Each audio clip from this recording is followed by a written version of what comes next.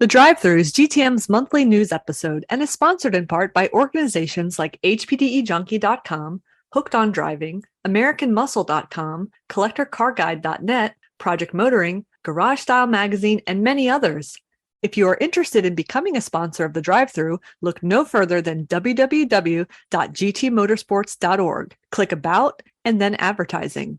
Thank you again to everyone that supports Grand Touring Motorsports, our podcast Break Fix, and all the other services we provide. Welcome to the Drive-Thru episode 15. This is our monthly recap where we've put together a menu of automotive, motorsport, and random car-adjacent news. Now let's pull up to the window for some automotive news. That's right, everybody. Donovan's back. And congratulations first up to Brad and his wife for having their little baby boy delivered this week as we're recording. So Donovan has graciously come to fill in for Brad while he is now officially on paternity leave. So Donovan, thanks again for coming on the Drive-Thru, and let's jump into it. Awesome. So this month we are going to kick off with something we don't normally do. We're talking about Japanese cars. First up, the new Civic Type R. I took a look at this. I think the camo is super interesting. That's about the most interesting part of this car. And it's got a new wing. Aren't we excited? But in reality, when I looked at this new Type R, there's really not a whole lot of words to put around it other than the fact that I see it as foreshadowing of the new Integra. I thought the Civic was sunsetted. I thought they were done with it. That's where I was going with this. We said that like 2 or 3 months ago that they were done with the Civic. Maybe that was just the two-door Civic? Is it going to have a different name when it gets here? Maybe it's not going to be called the Civic anymore. Because there's this Type R, which is a sedan, and there's also the 2022 Civic Si 4-door that's coming out. So that's 2 Civics when I thought we were done with Civic. I'm going to fact check that, but I guarantee about 3 episodes ago, we said the Civic was no more. But if you're getting 25, 35K over sticker on the special editions, you're going to keep making them, right? I suppose so. But the 2-door Civic and the hatchback Civic look like they're no longer available. So this 4-door Civic, I mean, the more I look at it, especially that nose, the more I see the new Integra. Is that the line? Is that the pitch line? Yeah. Integra. I absolutely love the camo. I can't stop looking at it. It's really appealing compared to the normal black and white. Something about the red, but red also throws off your depth perception. So it's really hard at certain angles of the pictures to really discern what it is. I feel like the front end looks more like a Skyline. Oh, interesting. I can see that. I could definitely see that. R32 or whichever one it is. I don't remember the numbers. You know, one of those type of Skylines, like that's what that front looks like. There's nothing about this that says Civic to me, though. And I don't know, like with all the brands, right? You see a BMW short of the new hideous M's, but, and you're like, oh, those are all BMWs. Or you see an Audi, like those are all Audis. Like this car to me doesn't look like anything, and not in a good way. Like I don't recognize this. If you took the badge off, granted it's camouflage, but I wouldn't recognize it as a Honda or I don't know what. In that bolt-on wing from 20 years ago, Fast and Furious is. Why are we keeping that stuff around? Can somebody explain it to me? I feel like that's a Type R thing. The wings have gotten audacious in the last several iterations. They've just been ridiculous. Even like, is that because Subaru doesn't make stupid wings anymore? Because they make sedans now? But the difference is, usually they're like molded pieces, very nice looking. This looks like they ran out of time and they were like, just go down to AutoZone and grab what you can find and bolt it onto the back of the car with the scaffolding. Back in our day, it was order from the J.C. Whitney catalog. Now it's just going to say Jegs. Yeah. Yeah, Jegs, right? Just like we talked about last month with the new WRX and the WRX STIs and all that, they were starting to look Honda-esque. Maybe Honda had to make a quick change so people would stop comparing the new Impreza to the Civic. I don't know, because if you look at the SI version that's coming out, which is not in camo or anything, the shot from the rear end, it's an Acura. Call it the next whatever Acura. Integra.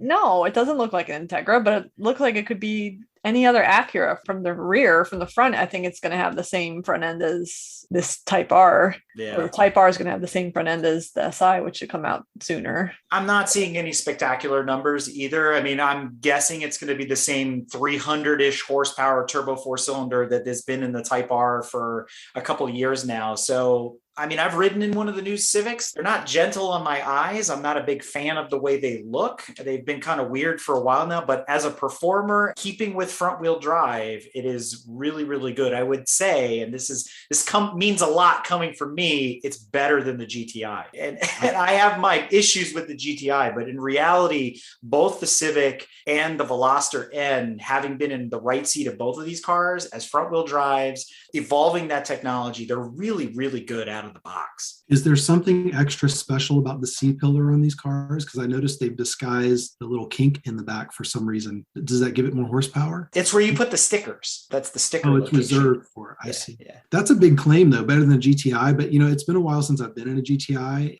I wonder if it's a case where Honda is doing something special, so they really want to wring all the performance out of it, where GTI is kind of table stakes, right? It's their kind of Mustang GT, and it's just like what it is. If they would do, and I'm not aware of any special edition GTIs, maybe they would do that too. Are there any? Well, the Golf R, right? So yeah, but still kind of similar. Like if there was like a super special limited edition GTI or Golf R or something, that would be. No, we don't do that anymore. They used to have the Fahrenheit editions and all this kind of stuff. That's we don't do that. It's too risque for the Germans now. I will give them that I'm impressed that the SI, and I guess I would assume the Type R will as well, is keeping a manual transmission. Yes, that's the big news about the new Integra, is that it's going to have the 6-speed manual because it's a Civic and the Civic has a manual. So, I mean, they're not saying it, but let's face it, they're going to share the same chassis, the same platform. Maybe the Acura gets lucky and it gets all-wheel drive or something different, but that's going to add 400 to 500 pounds if they go down that route. I mean, I'm just speculating here a little bit,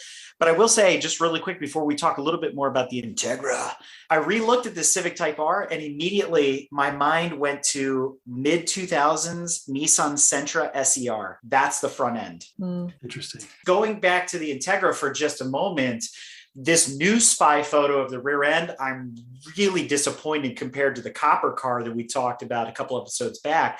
It's starting to look like an Infiniti G37 from behind. I am not a fan of that. I wasn't a fan of it on those cars, and I don't think it's the right move for this Integra either. That is weird. That's exactly what I thought of too when I saw that. Has there been a full reveal of the entire car yet? I've only seen bits and pieces of it. No, it's all these renderings from different angles, and the only one that looked like a full car was that copper one that we talked about on the last episode. Yeah, that's going to be interesting. If it is, hey, surprise, it's the G35 from 15 years ago.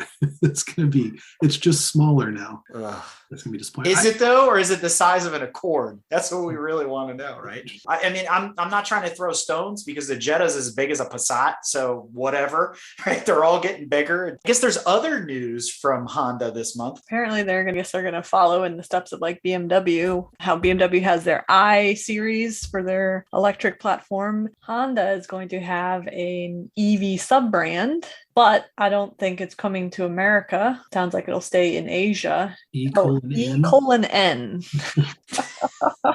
What does that mean? Did Elon and Grimes name this thing? Is that what we're doing now? Just letters and symbols and stuff? Well, it does sort of look like maybe Elon helped them design it. So I will always call these the E:'N now. Right? The thing that as soon as I see the picture of these, though, it frustrates me because they're not going to look anything like this. And I will give Tesla credit for that, right? The Tesla truck, when you first saw that, you're like, yeah, that's just a concept. They're never going to build it. They actually are. But these, they're not going to build these. But I will say kind of something we talked about the last time I was on the podcast with you guys was, we talked about EVs and where can they go, right? They're only going to get so fast. You're going to have grocery getters. They're all going to do 3 seconds, 0 to 60s. Top speed's not a factor anymore. I think styling is where it's at. And I think they could actually get away with these kind of radical designs now because drag, although still exists, doesn't really matter anymore. If you're doing 3 second, 0 to 60, you can still get there just as quick. So that would be pretty cool if they did keep this really very angular styling and do something different. I think that'd be pretty, in contrast to what we were just talking about with the Civic, right? That looks like everything else. I have a response to that with respect to these E:'N. Could we make one vehicle and now this would be the modern Inspector Gadget car? And two, by looking at the nose on the three of these, the coupe, the GT, and the SUV concept, are they amphibious? They look like Dr. Evil's ship. They're a straight up rip-off of Nissan's IDX concept that they never built. Look at the front end of an IDX. Somebody was heavily inspired, I think, by that vehicle. I think they were inspired by the duck boats in DC. That's that what too. I see. But I do have an answer for E:'N. Okay. Oh, God. Not that it's good or bad. So the E is from E: Technology, the collective brand name for Honda's electrification technologies. Then the N stands for new or next, representing new value creation for the next generation of mobility. So they're trying to energize people. Energize your colon and drive an electric Honda. Hondas up until this point that I've used as rental cars, I always joke that there's a little needle that comes out of the headrest and anesthetizes you because they're just so numb. But maybe this one gives you a colonoscopy instead. It's more exciting. Meanwhile, what else is going on? Apparently, Mitsubishi is coming out or has revealed They're still around. Thank you. That's my takeaway. We're not even going to get into this article because my whole takeaway after reading this was they're still selling cars in America. What? Lies. But hey, if you're looking for a plug-in hybrid, Mitsubishi is bringing the 2023 Outlander as a... At what dealership? I haven't seen a Mitsubishi dealership since the Lancers disappeared, and there weren't many dealerships then. I'll give you $20 if you can name 3 Mitsubishi models other than this one right now. 3000 GT. No, I'm talking about current models. Oh, forget it. Never mind. None. I had a 97 Eclipse GST. Loved that car. That was before, we got the Evos. They did like Nissan did, although Nissan recovered with the Skyline. They waited way too long to bring the Evos over. And then they neutered the Eclipse. To me, they did it to themselves, right? And then I was talking to somebody recently that was talking about, I guess they had a deal back in the early 2Ks where it was like 0 down, 0% interest for so many years. And that really kind of screwed them financially. But yeah, looking at this, what is this thing called? Outlander. Again, I think the design is wrong. Look at companies like Kia and Hyundai that, were nothing, right? And then they started getting some nice styling and everybody's like, whoa, okay. And even when they were still garbage, and I'm sure they're a lot better now, people were like, well, okay, I buy with my eyes. I think it's cool. This thing, I don't know. It looks like another 2 things mated in the front and there's extra, what's the Nissan Juke? It looks like Juke's bigger brother, I think. So, which, by the way, is a Renault Clio, but we'll get into that at another point. Really? But you're right, though. You bring up a very valid point. A lot of people ask me all the time, why do you guys talk about aesthetics so much? Why do you talk about the way the car looks? And you're right. People buy with their eyes. So it's really important that when you're shopping for a car, that it's appealing. Granted, you're going to sit on the inside and you can't see it while you're driving, but everybody else has to put up with it. So this is kind of a mixed one between Toyota and Stellantis. They're both announcing that they're going to build battery factories in North America to supply American EVs and hybrids. Interesting. Now, I've heard, and people could correct me if I'm wrong, a lot of the hybrid technology out there, the patents are all owned and basically controlled by Toyota. So even if Ford has a hybrid or Chrysler has theirs or whatever, it's some derivative of Toyota's older technology, and they're all kind of licensing it and modifying it from there. It's almost like open source, right? Where it's like,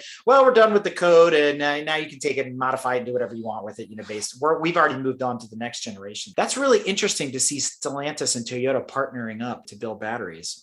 Any indication of where they're going to be doing that? I believe Stellantis might be a year ahead of Toyota in 2024, Toyota following in production in 2025, but it's unclear where that'll happen. I mean, we do know that I believe Ford has production in Tennessee and also Kentucky. So question would be, would it be somewhere kind of in that belt or somewhere new? I mean, we do know Tesla's got their battery factory that they're trying to build in Texas. Oh, that's right. They're on the move. When are people going to start protesting battery plants? That seems like kind of the next move, doesn't it?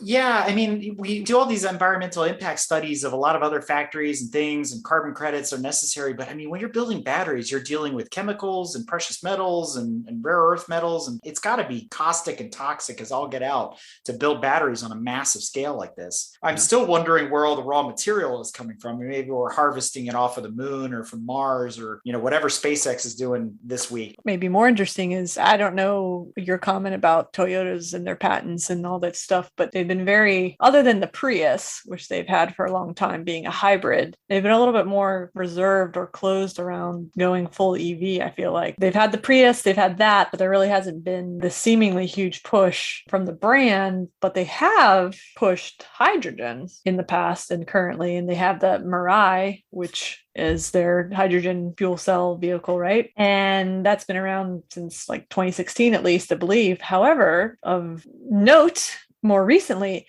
it has hit a Guinness World Record, the Toyota Mirai, for an 845-mile journey on a single tank of hydrogen that took only 5 minutes to fill. Wow. So the record is the journey, but to note, 5 minutes to fill that hydrogen tank, and they took it down the coast of California for an 845-mile journey. How fast is it? Did it take 5 days to get there? I can't imagine hydrogen's that fast. 2-day trip. I've always thought that hydrogen would be kind of the ideal way to go, right? For obvious reasons. And you wonder, obviously we were doing batteries 100 years ago, but did we go to batteries now because the performance is there and it was easier, it was quicker? Or there can't be too much research involved in hydrogen. I mean, think about all the research we're doing in batteries. Like, why hasn't hydrogen caught on more? It's obviously very readily available. It's got to be a performance issue is the only thing I could think of, right? Part of the problem is getting hydrogen because you'd have to do some electrolysis processes and things like that. But I think there's also big stigma around the safety of hydrogen because of past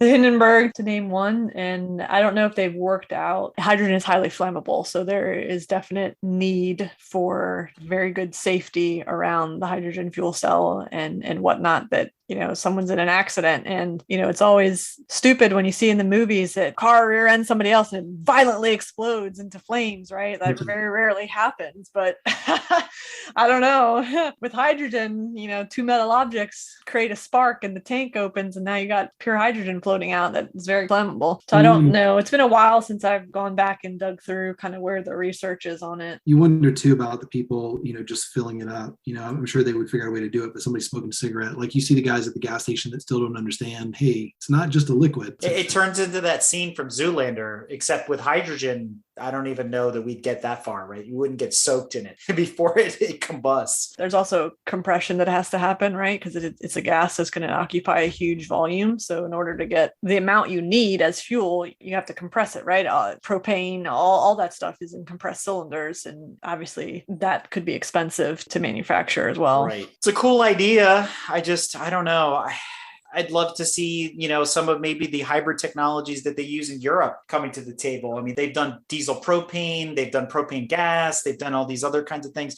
Over there, they've been playing with propane for what feels like forever. Maybe, we have a lot of CNG, compressed natural gas here in the States. Maybe that's an option or an alternative to hydrogen. Granted, natural gas is not fast. You have to partner it with something else. One of the best pairings is probably with diesel, but we know there's a huge stigma. It's very taboo now to talk about diesels. I have to remind people they can be run on other types of fuel. It's not necessarily the engine that's dirty. It's the fuel that we run through it that's pretty gross. And then how we deal with it. Because if you run a diesel on veggie, runs a lot cleaner than it does on this low sulfur garbage that you're buying at the pump these days. It'd be interesting to maybe research a little bit more as to why the hydrogen is not taking off into cars, because actually there's a lot of metro buses, city type buses that actually run on hydrogen. They're actually, I think, like a hydrogen electric kind of hybrid. So clearly it's possible. And there's vehicles out on the road today. And I think that's a great use in public transportation because, gosh, those petrol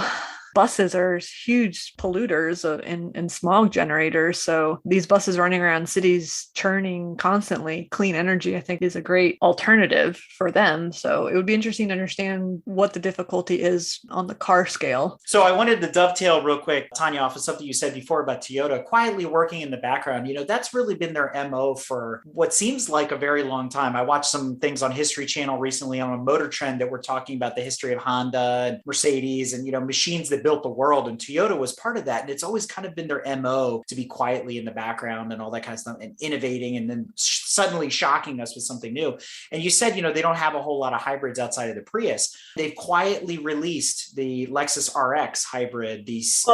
I was going to say, you got to count on the Lexus side. They have the number X series. So the UX, the NX, the RX. The CT200H, which is a Corolla or whatever. Well, that they no longer make it. That's already however many years old, but the current lineup is the X series, so the UX, NX, RX in increasing size, and those are electric hybrids. And I found out that the Pacifica is no longer the only hybrid minivan. Toyota just released the new Sienna as a hybrid as well, and that was a pretty quiet launch as well, so I was pretty surprised. And we've been talking for the longest time, why haven't Honda and Toyota come to market with a hybrid minivan? Why is Chrysler the only one? Maybe it was a licensing agreement, maybe something there to give Chrysler a boost. Who knows? I'm speculating, but the Sienna is now here as a hybrid as well. Granted, it's not a plug-in. It's more like the Prius. The Pacifica is a plug-in using apparently Ford's technology to make all that work. So very curious to see where that goes in the future and how it's going to evolve now that Toyota's pretty much put both feet in the water into that hybrid space with vehicles pretty much in every category between the Lexus, the Prius, and the minivan. But I guess we got to move on to Volkswagen and Audi and Porsche news. So last month we talked about BMW and their motorcycles. Not to be outdone, Porsche has revealed their new air-cooled model. And I thought this was absolutely hilarious. Came across my desk from PCA, the Porsche Club of America. And Porsche is also developing a bicycle. Can't tell you how irked I was when I clicked on this article. Clickbait, right? I mean, it is what it is. Bikes are cool. I remember, kind of first getting into the automotive bikes when Lotus was doing them back in the 90s. Things pretty cool. Yeah, I think it's cool. The video is kind of cheesy and corny, but I think it's neat, and people will snatch those up. They're destined for somebody's wall to hang as, wall art for sure, but it was cute, I suppose. I was the same. I was like, air-cooled Porsche, what now? Like, this is super cool. Maybe some EV or something, because maybe they figured out a way to do it without liquid. I don't know. And then they reveal it. And they made it look like a car, which was cool. It's actually two bikes together.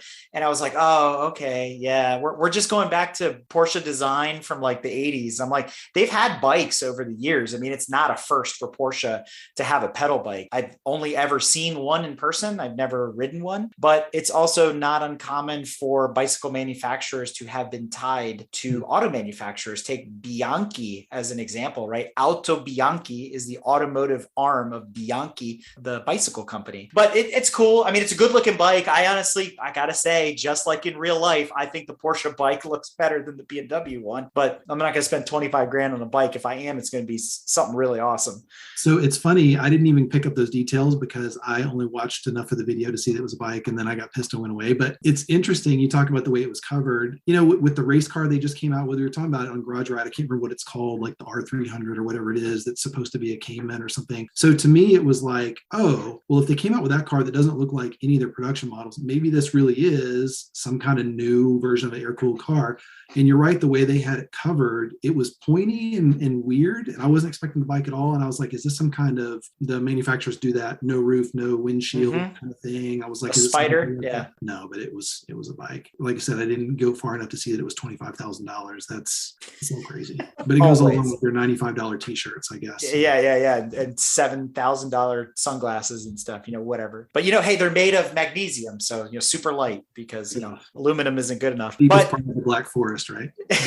Special order, has a Porsche part number, just like those sausages that Volkswagen has. So speaking of other things Volkswagen, yet another King of the Hill moment, the Veyron versus and I got to question this, is it the Chiron or the Chiron? But they're pitting them against each other for the hypercar crown. Does anybody actually care? The Chiron.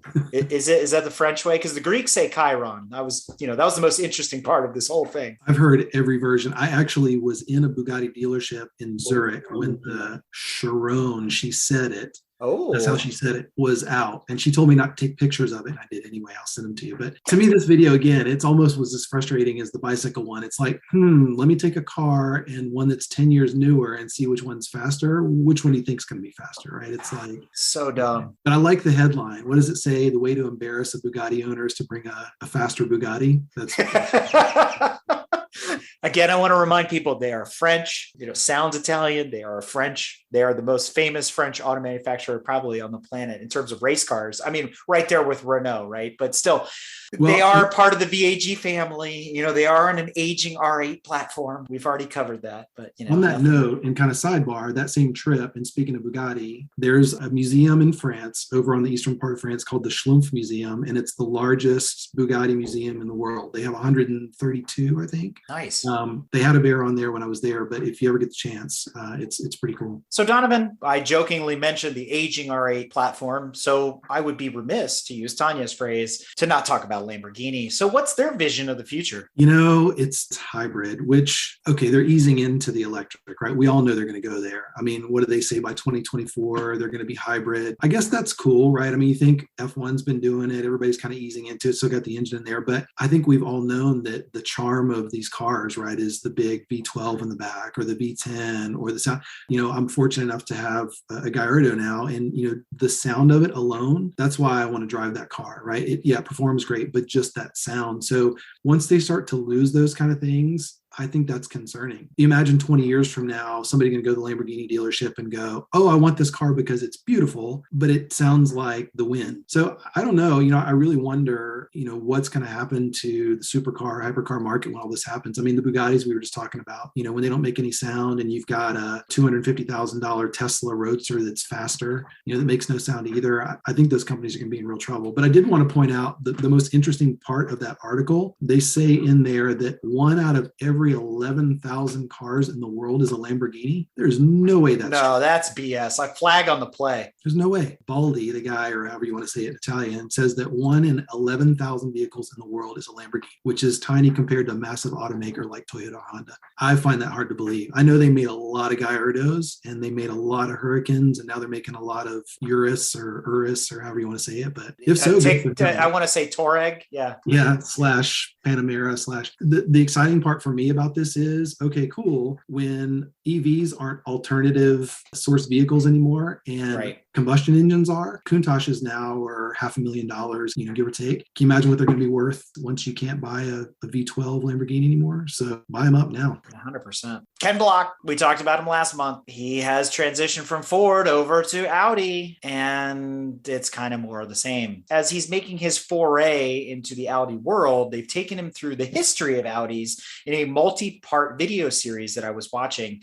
They've given Ken the keys in these videos to multiple, what they call Audi legacy or Audi heritage tribute cars, like, the DTM V8 and the Audi Sport Quattros, from the rally era and the IMSA ITU 90s and things like that. In typical Ken Block style, what does he do? He puts them on track and goes completely sideways. The one that hurt me the most is watching him drive Hans Stuck's V8 DTM car, trying to drift it around this road course. And I'm just like, this car was never intended to do this. That flat plane V8 doesn't like that, and neither does the car, and it's too big. And I'm like, I can't believe Audi's letting him do this stuff, and he's getting it done. But I'm just like, I feel for those cars. I mean, if it wasn't a rally car, it's not supposed to go sideways. I think it's kind of disrespectful, honestly. I mean, yeah, it's cool, it's PR hype, and maybe do that to rally cars, but like you're saying, I think there's certain cars that you just don't do that to. You wouldn't take a 917K and try to drift it. It's wasn't designed that way. There should be some respect for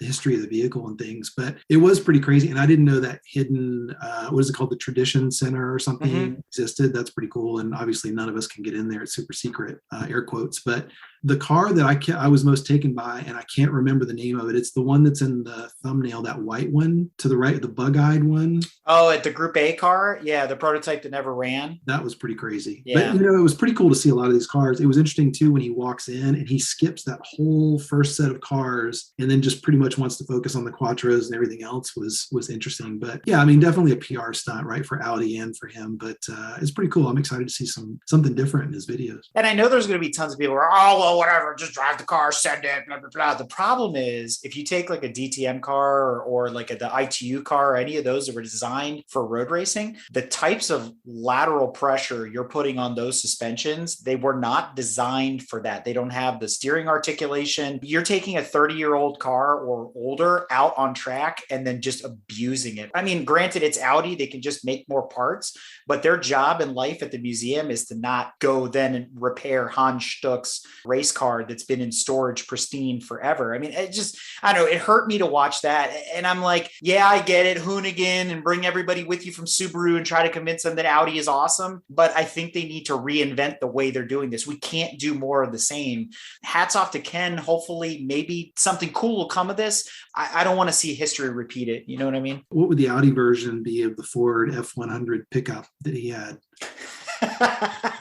It's going to be the RSQ 8 or whatever that thing is that they're running around the Nürburgring right now, which we're going to talk about in a little bit. What's an old 60s, early 70s Audi that he can put huge fenders on? And old Audi 100 or whatever. They're all sedans back then. Yeah. Really cool. I think it's going to do a lot for the brand, though. I mean, I think, there's a lot of younger people that watch that, and I think they're going to be Audi fans after it. So I think it was a pretty good move for them PR-wise. Yeah, the only disconnect there is the price range. Audi doesn't make anything that young people can just go buy, right? And even the GTI is starting to escape people's grasp. And that's why cars like the Civic that we talked about at the top of the show, their price point is still higher than it's ever been, but still lower than some of the German entries, the low end, even the low end 3 Series BMWs, which used to be attainable, now $50,000, $60,000. I mean, young kids can't jump into that like they could in E30. And the resale value on a lot of those cars, because people are leasing them, is high. It's a catch-22. So, Ford has done the young drivers a disservice as well by doing away with the Fiesta and the Focus and other cars. We've seen them all disappear. So I'm really curious, maybe when my daughters start driving, the car that they're going to drive at 16, 18 years old hasn't been created yet. So I'm kind of curious to see where the market is and, what will be a used car when they're old enough to drive. Granted, right, it's a huge PR move for Audi, but, was it Audi Germany? Was it Audi US? Because obviously in Germany, Audis are more attainable because they have the low range stuff, but that's kind of a narrow focus. So surely Audi, corporate was thinking broader than that, but you make a great point that I never really thought of before. With Ford, you could go buy an inexpensive Ford or an inexpensive used version. Audi, not the case. Subaru still, but unless they're going to try to do something else with the market. Think about all the PR they got from kicking everybody's butt in Le Mans for years. Maybe that's all they're on, is just a big PR machine. I'm confused, and I find both videos pointless. Yes. It's better done in the URQ, an actual rally car. However, the URQ and Audi doesn't need Ken Block to prove that it's a rally car. Audi effing proved that already 30 years ago. And they changed the game. Now, it's super cool, I guess, with Ford that's not known for that. They had the Cosworth and things like that, but the types of cars that, the Hoonigan crap, Ford isn't known like Audi for revolutionizing rally and being a world champion, unless I'm mistaken. The heritage, the pedigree, the infamy of Audi, I don't know, it speaks for itself. All you need to do is just see the URQ and its rally livery, and everyone should just shut up. And I'm not impressed because he barely could freaking drift the URQ. And the IMSA car, the DTM car, doesn't want to be drifted. Correct. That's what I keep saying. It was such a forced effort. It's like, what is the point? It's not, like you said, it's not designed to do that. I had a thought. I wonder if it applies here. So we were talking recently, and I think we might have talked about it on the last podcast too, but talking about BMW, and we were talking about it this weekend. I was at a BMW meet. There is heritage and history with BMW, right? Just think about the M3, for example. The original M3, the only reason we had one is they needed them to race, right? The E30 M3. They were 2-door cars, rah, rah, rah. So through the years, they sort of kept that heritage until the 4-door version came out as the current M3, which should have been M4.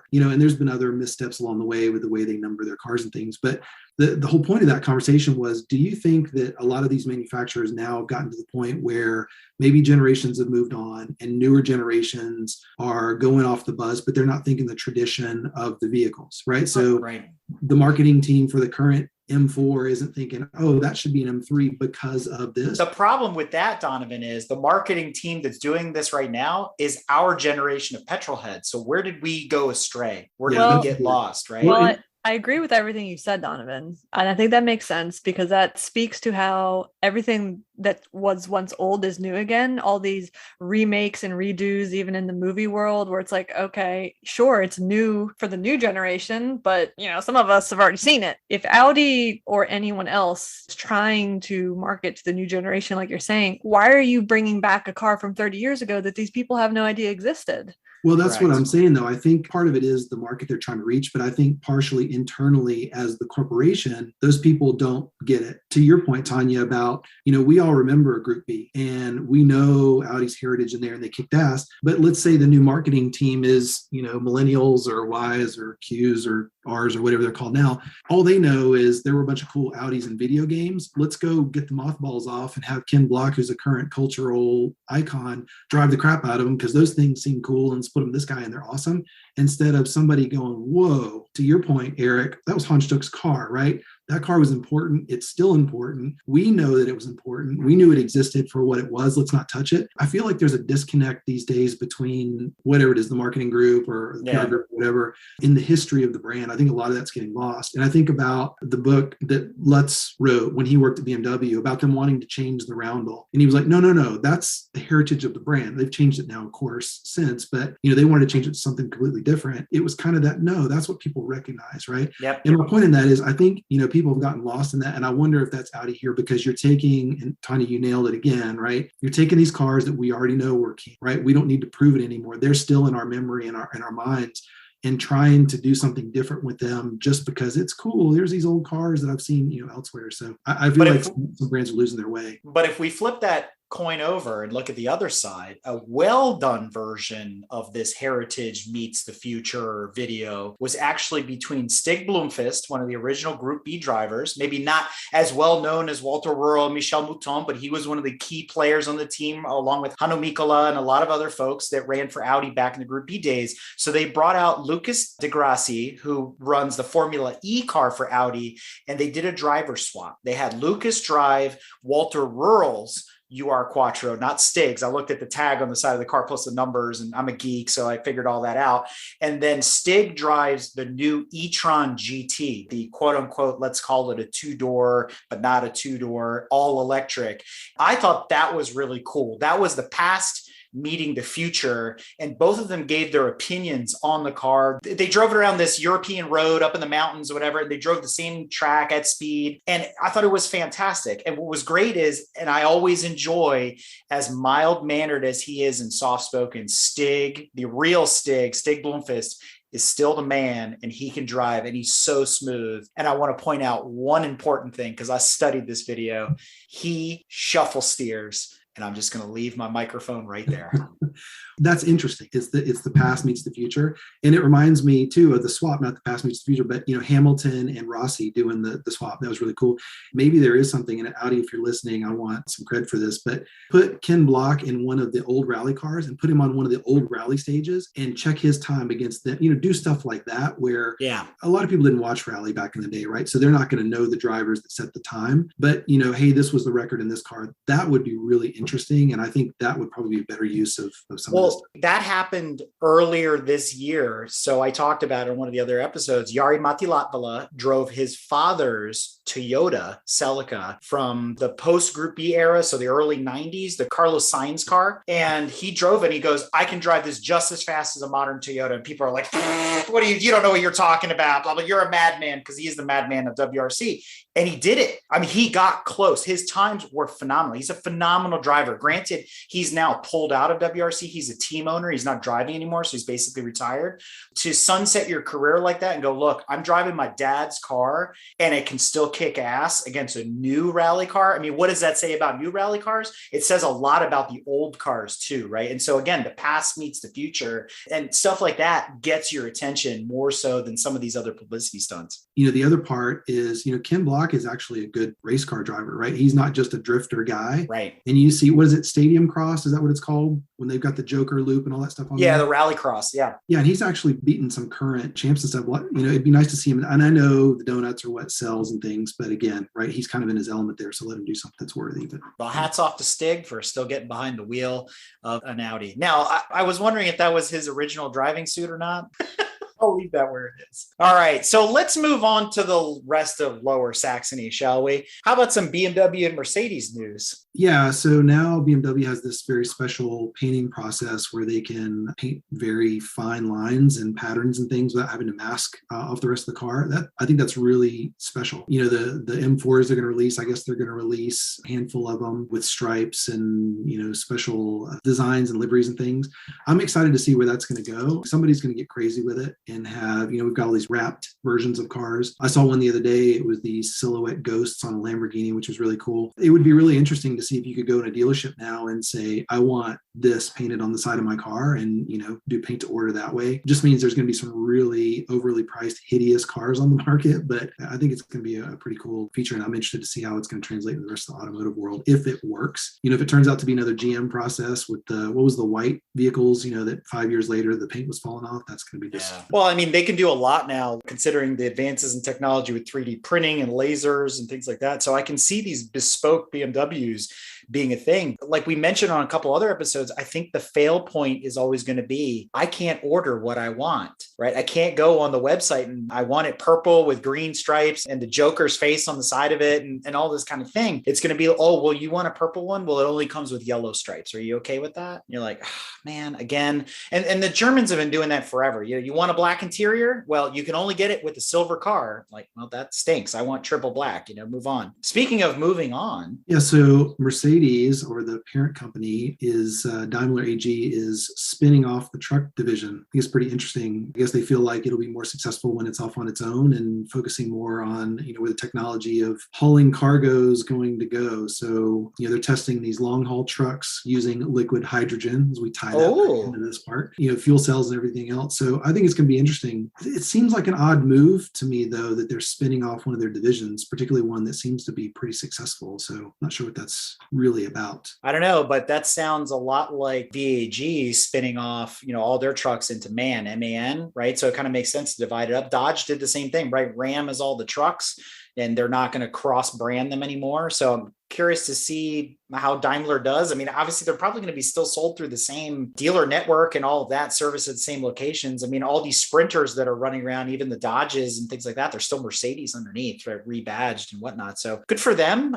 And if they're going to experiment with all electric, they're probably going to have it before Tesla does. And if they're going hydrogen, I'm really curious to see how that works too. I mean, I think hydrogen might make sense in a semi, right? Maybe slightly more protected than a passenger vehicle. But then again, you've got a kind of rolling torpedo there. You get into some of these accidents with the semi truck. So, again, safety is the biggest concern with hydrogen at the end of the day. So moving on to Stellantis. Now, Stellantis, as we know, we have been partying hard with Stellantis for like 18 months now. And we had that moment about 2 drive-through episodes ago where, mom and dad were flicking the lights. If anybody remembers those days of house parties, flicking the lights, it's time to go home, everybody. They said, no more Charger, no more Challenger, no more Hemis.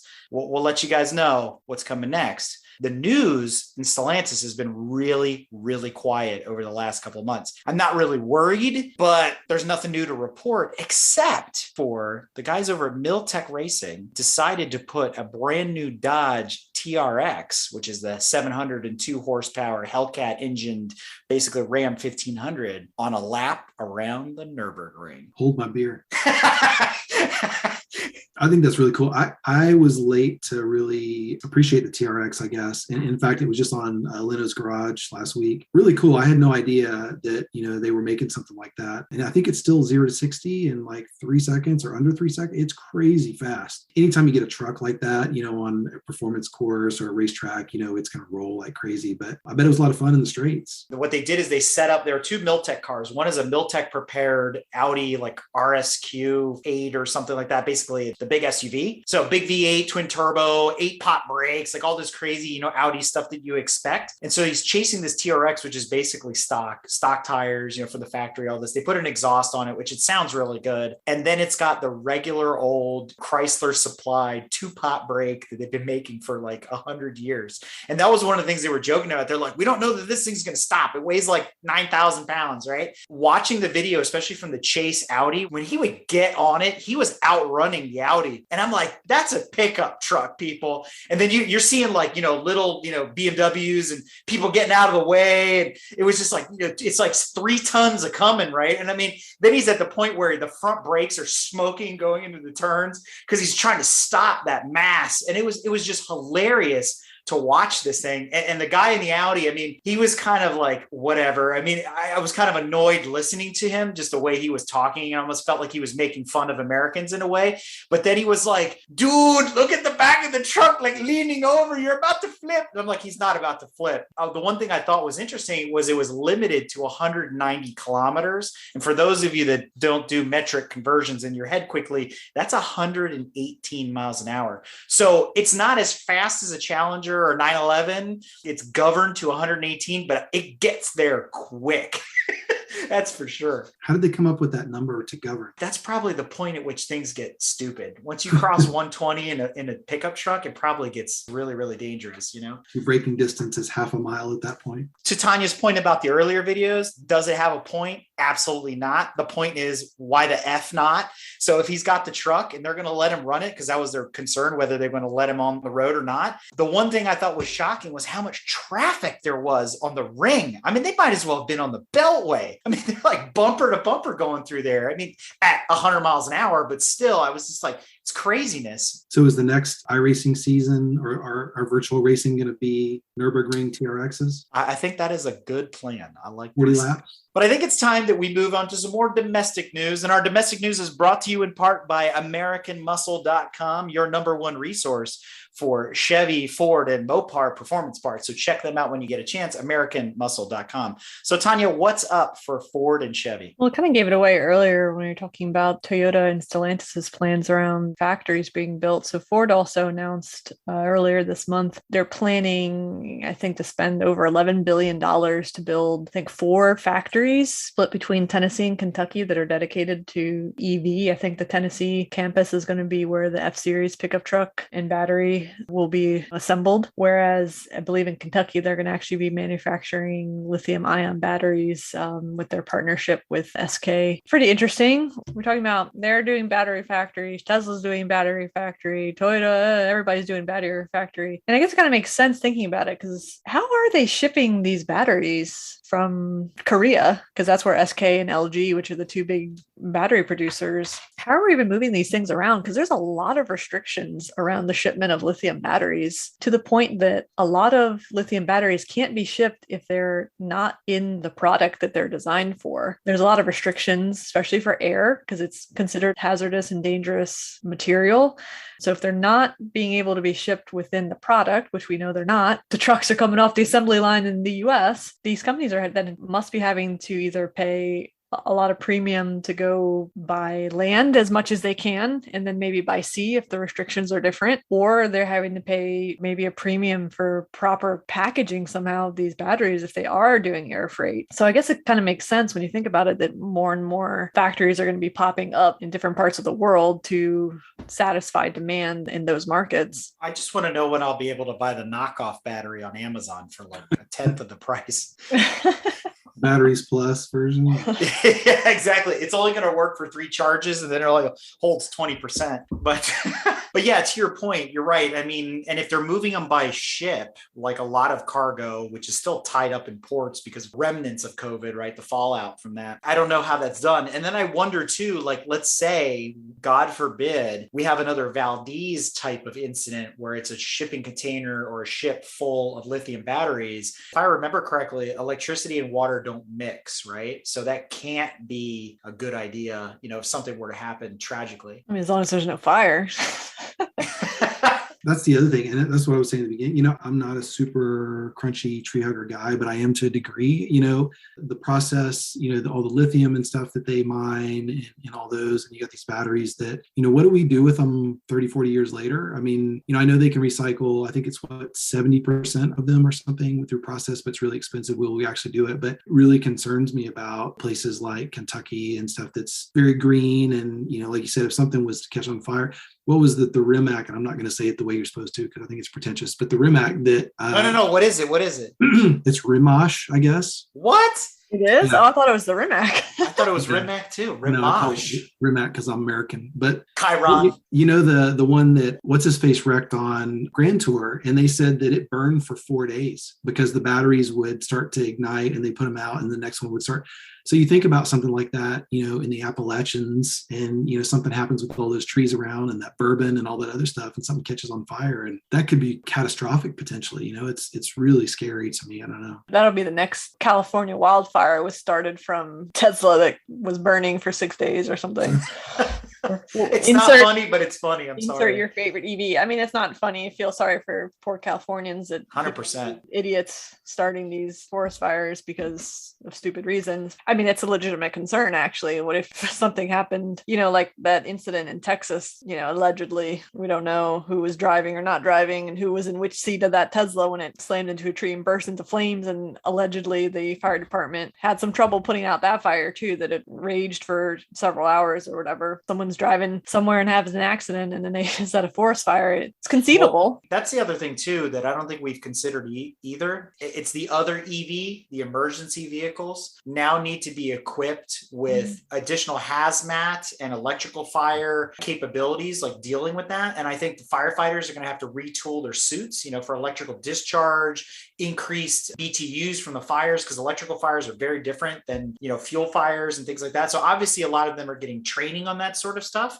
And I've talked to some individuals that are volunteer firefighters and what they're going through, but now there's an added expense to the fire departments to have to deal with that, halon systems, like all this kind of stuff that they have to now incorporate onto the fire trucks when they get a report that there's a Prius that's, burning on the side of the road. Well, and now imagine half of the factory is on fire. Yeah, exactly. Right? What do you do? Yeah. Just let it burn. I think we need to send Mountain Man Dan to protest.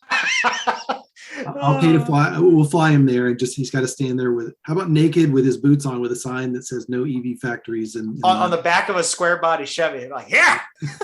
I mean, for now, if their number one method of quenching the fire is just continuous deluge, that's one thing. Hopefully we don't now create some other sort of firefighting foam specifically for EVs, which then has a chemical impact on, the world, because we see that now with the current firefighting foams, that there's groundwater contamination and these PFOAs in everybody's drinking water that are forever chemicals, essentially. They don't break down and they just tend to build up in your body and whatnot, and then can lead to adverse health effects. It's like, okay, I mean, it's great as long as it's water. Water's life, right? Of course, where are we getting all this infinite amount of water from also, right? Mountains. It's always a catch-22. It's going to become like Demolition Man, where you wreck and the car just turns into styrofoam and that's the end of it. And you crawl out of it.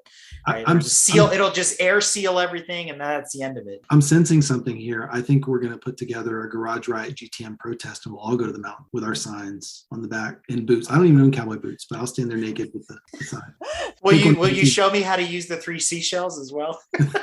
Speaking of weird reveals, Chevy has said enough is enough. It's time to reveal the Z06. And guess what, folks? If you're listening to this on the day that it airs, October the 26th, 2021. Today's the big day. The Z06 has finally been revealed. They leaked spy photos on Instagram this month showing everybody what it was going to look like. And I don't know. Here's my bigger question. They can't even fulfill the orders of the regular Z51 Corvettes, the Stingrays. How are they going to fulfill the orders of the Z06s? And I thought we weren't making Corvettes. I thought there was a stop order on those, just like there was on the Camaros and everything else. I am so confused. That's bizarre. I will say, though, they talk about in the article, they're not sure what the engine's going to be. I don't know if you guys happen to see that. Was it an Instagram feed where somebody was at a party and they cranked one up? Flat plane crank. Yeah. I mean, oh, incredible. So whoever that was, I'm sure got fired the next day. But I mean, if that's really what it's going to sound like, and I've always preferred, I think everybody does, right? The Z06 versions over the stock versions for their looks and things. I think that's going to be fantastic. But, the question I have is this one, the next, version, the ZR one, like how are they going to get faster than what they already are? I mean, you got the hybrid, the Stingray one. I mean, the stock one's already 3 seconds, 0 to 60. So what is it going to be? 2.9 and 2.8 and 2.7. So I wonder if they're having kind of a crisis again, similar to what we were talking about before with, okay, we came out with the new, C8 and it's super fast and everybody's going, oh my God, it's super fast. But now where do we go? We can't go much faster than this. So there's 2 problems with the new Corvette outside of the million recalls that we joked about throughout this year that the C8 already has. The other problems that it has are, I still argue that the Corvette community isn't prepared for this car, right? It's really leaning towards a younger generation of folks folks, and I'm not trying to like stereotype Corvette drivers, all jokes aside, right? New Balances and gold chains and gray hair and all that. But it's just so different. I still argue they should have a classic front engine rear drive Corvette. The C7 was just so good. Like the C8, I haven't gotten a chance to coach one yet. Maybe I will. I'm not convinced. The other thing that doesn't convince me is they tried really, really hard to copy the Ferrari and the NSX. And I don't like split exhaust V8s, flat plane V8 or otherwise. I don't think they sound right. It's because of the short headers and everything else. It just sounds like two really angry four bangers running together. And I don't know. I don't think though, you talk about, are the Corvette owners ready for it? I think a lot of these, they're going to be really expensive, right? I'm sure they're going to be $1.25, $150. I think they're going to go right from the showroom, right to somebody's garage, some retired folks that keep it and take it out to their cars and coffee. So what happened to the 69 grand bargain basement entry Corvette that was supposed to be so affordable for everybody? Is it because of COVID that now they're all 150 grand? Well, because even the regular Corvettes right now, if you can get one, are ridiculous. What happened? They were losing 20 grand per car on the original ones, something like that. So, they knew they were selling them under market. I think they realized, we can ask a lot more money for these cars now that we've got the initial PR buzz out of them, and let's do them. I see them all the time now, which is crazy. And I don't know how, because, if you still can't get them, there's 3 in the Mazda dealer lot down the road. Granted now they've been out for a year or something, but if they're in that high demand, so I think they're pretty cool. I think they still have an identity crisis, front end, rear end kind of thing, but I'm kind of excited to see these. Oh, that rear end is just tragic. I don't think the Z06 is going to make it better.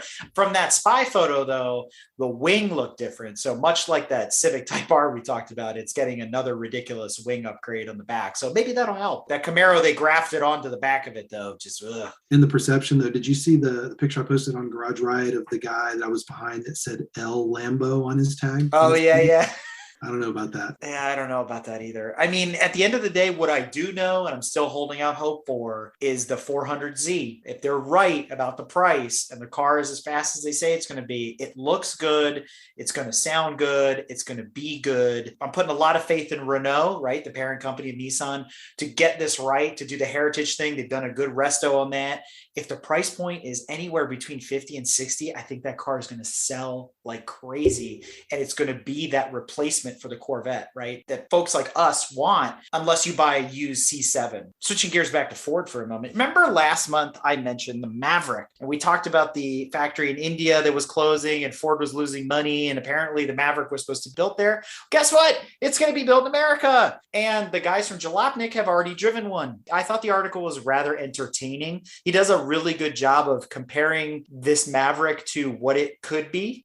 So he compares it to like a Spitfire. That's a Triumph for those that don't know. He compares it to previous generations F-150. He compares it to the Ford Capri. He compares it to all sorts of other things to say where it got its design inspiration. I look at it and go, this is the Ranger, the real Ranger that we were supposed to get, not this other thing with a 4-cylinder that's the size of an F-150. I think it's cool. And I do agree with him in his early part of the statement where he compares it to the VW Combi, which is, for those that don't know, the Type 2 Vanagon as a pickup truck without a cap on it. The Maverick has a very similar look to it. I think it's kind of cool.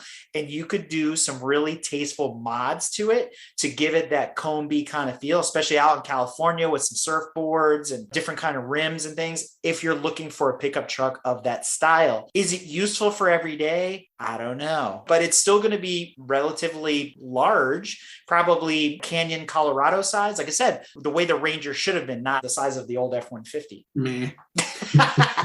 That blue didn't help. Yeah, I don't know, man. I mean, it's boring to me. I think the article's kind of neat, but I think it's a little bit of a stretch where, he talks about the Capri front end piece, but he's trying to jazzercise it, right? You're like, it's so exciting. And you're like, yeah, I mean, I'll say this. I think this is all you need to really say. It starts at $19,900. Yeah. It is your go to Hertz and rent a car. That's what they're going to pull around with. I mean, most of the ones in the picture here have the steel wheels on them. So yeah. The shape's a little odd though to me. It's kind of like first gen C10 Ridgeline. Yes. Yeah, I see that too. Yeah, I mean, I do like where Ford's going with the trucks and stuff. They're like the Broncos are cool, even the little one. I think it has potential, man. I think like this to me could be the next like kid tuner truck. You know, what Right, was the exactly. one in the 90s, the little C10 or whatever that everybody The has. C10s and the Tacomas and all those, the Jimmys and whatnot. Yeah. So I think this has a place in the market for sure. I didn't see all the engine options. What is a 4-cylinder? Was there a The bigger EcoBoost, like from the Mustang and from the Bronco and all those. So, I mean, it's fine. I mean, this would be like your 16-year-old son needs something new and reliable, go buy him one of these and be done with it. But Exactly. Like everything else, Ford is changing, right? We're starting to see, I heard somebody say the other day, they understand now my comment about why the Mach-E looks just like an Escape because it's built on it. I mean, there's some platform sharing going on with Ford. Good for them. You know, that's a good thing. That's a smart move following after the Germans. But they are innovating. And there's some really cool features on the F-150 that we didn't really know about. Another funny article from Jalopnik. It's kind of a lesser known capability of the F-150, and they've been teasing this idea of self-scaling trucks for a while, and Ford has actually done it. And the only way you can tell that it's active and working is by looking at the rear taillights. There's a set of LEDs buried in the inner part of the rear taillight that light up like a progress bar to let you know where your tow limit and your tow capacity is. And I actually think, as somebody who tows all the time and towing the race car and everything, I think that's brilliant because I don't have a way of judging that other than with my eyes. And then my air suspension kind of takes care of the rest of it. So I'm kind of wondering, you know, when can I adapt this to something else? You know, I think this is really, really cool. I think the F-150s are super cool. Always have. I think it's amazing. And what I think is really cool, like with the scale and the tail lights and a lot of the things that the truck manufacturers are doing, they're trying to outdo each other in all of the features they can come up with, right? How many ways can I create a foldable tailgate that has speakers in it and steps in it and everything else? To me, you know, it's crazy to think that in a lot of ways they already are. Pickup trucks out there are some of the most technologically advanced vehicles on the road, which is pretty crazy. And what is it? Ford sells 2,500 F-150s a day. Something like that. Yeah, it's like the fastest selling car in North America. Good for them. And, you know, I think, you know, that market obviously is very competitive, not as much for them because they're crushing it, but it's these little things that are going to keep them, you know, ahead of the pack that, you know, there's all these little neat little features that people need. You know, it's neat. You like you just said, you could use that in towing, or you imagine somebody doing something like that. It's not just a flashy something. It's not LEDs under the, you know, or neons underneath. It's something usable. So I think it's really, really cool. Now it's time to move on to Brad's favorite section, Lost and Found, which covers hidden secrets, historical news, and things like that. So first up, this month, a video came across my desk. I believe it was from Garage Riot, and it is the most interesting, over-dramatized, and boring video I have ever watched. It all wraps itself around a long-lost AMC, American Motor Corporation, AMX3. For some of you, you're all groaning, going, oh, the Gremlin, oh, the Pacer. You know, yes, they're all crap. I get it. However, the AMX3 is special in the fact that it is a prototype that was built from 1969, 1970. There are 6 different versions of it that were publicly seen and released. There were 9 total. And apparently the backstory on this car and this whole story could be told in like 3 minutes, but they drag it out in this video. But some guy is, I don't know, on Facebook Marketplace or something, and he stumbles across this dude with this giant like clown bow tie thing. I don't even know why he's shopping for this. In the background, he happens to be a car guy, and he's like, wait, is that an AMX? And they had heard some rumors about this car being lost in Michigan somewhere and this and that. And then they discover the car, right? And so the car was actually built by Karmann in Germany, who's famous for also building many other famous cars like the Scirocco and some of the Audis and BMWs and things like that. So they're a coach builder. And so they helped AMC build this mid-engine 2-door sports car that very much looks like a Pantera, just smaller, right? So a Daytona Manzo Pantera. And so pretty cool car, not a lot of history on it, only resources out there outside of the AMC club and things like that. You go to Wikipedia and there's a big write-up on these cars and their evolution, and BMW was involved with them, and out in Karmann and Volkswagen, et cetera. So a lot of hands in building these prototypes that just never really went anywhere because AMC didn't last too much longer into the 70s before they got absorbed by Jeep and Chrysler and the Lee Iacocca era of Dodge, right? And Plymouth and all those companies being rebranded and reformed and amalgamated, which, by the way, guys, if you didn't know, Jeep was part of AMC a long time ago, which is why Chrysler bought them. But at any rate, moving on from that, what other things did we find that we can buy on places like Bring a Trailer and Cars and Bids there, Donovan? Oh, there's a fairly low mile GTI right now. It's an 84 with 63,000 miles that I've got my peepers on. Car is beautiful. It looks, from the pictures, it looks almost mint. It has horrible, what are those chrome side panels on the side? Mm-hmm. That Rabbit was that a factory option? I don't remember it being one, but it could have been. But all the ones I knew they only came in 3 colors: silver, red, and black. And then your interior choices were black, blue jean, or pumpkin. I don't think I've seen the pumpkin one. So I'm let's see, we've got 3 days left. It's at 27.5. 27.5 for a Mark 1 GTI? Are you nuts? You can buy a Golf R for that price. I'm betting this car goes over 40. Oh. 3 days left. So pretty cool. But yeah, I'd like to, I've been looking for one for a while. And I think, it's probably gotten to the point where they're more than I'm interested in buying, particularly this one. But we'll see. You never know. Maybe when I hate to say, if I was standing in your garage and you have the keys to the Gallardo in one hand, and the keys to a GTI in the other one, probably going to pick the GTI.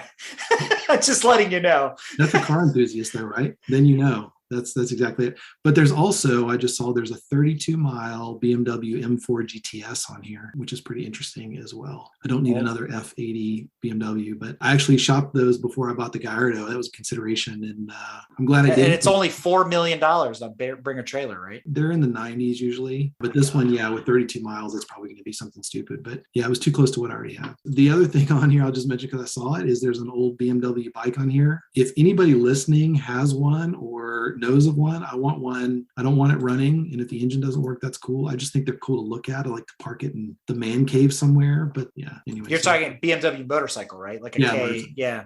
Sorry, not bike, like we were talking earlier, but yeah, pre-1960s motorcycle. Very cool. I also saw that Pablo Escobar's 911 was for sale. Yeah, everybody's going through the jokes right now in their head for sure. Right. So the back history on this thing, I looked at the pictures and go, oh, I know that car. That's Emo's car. And what do I mean by Emo's car? Emerson Fittipaldi's car. So that was a Penske built 911 IROC RSR, International Race of Champions, something we don't do anymore. And I miss deeply. I thought IROC was super cool to see all the champs from all the different disciplines going at each other in different cars every year. Emo sold that car to a Porsche aficionado who ran a Rolex, all this kind of thing. And I don't know how it ended up in Pablo Escobar's hands.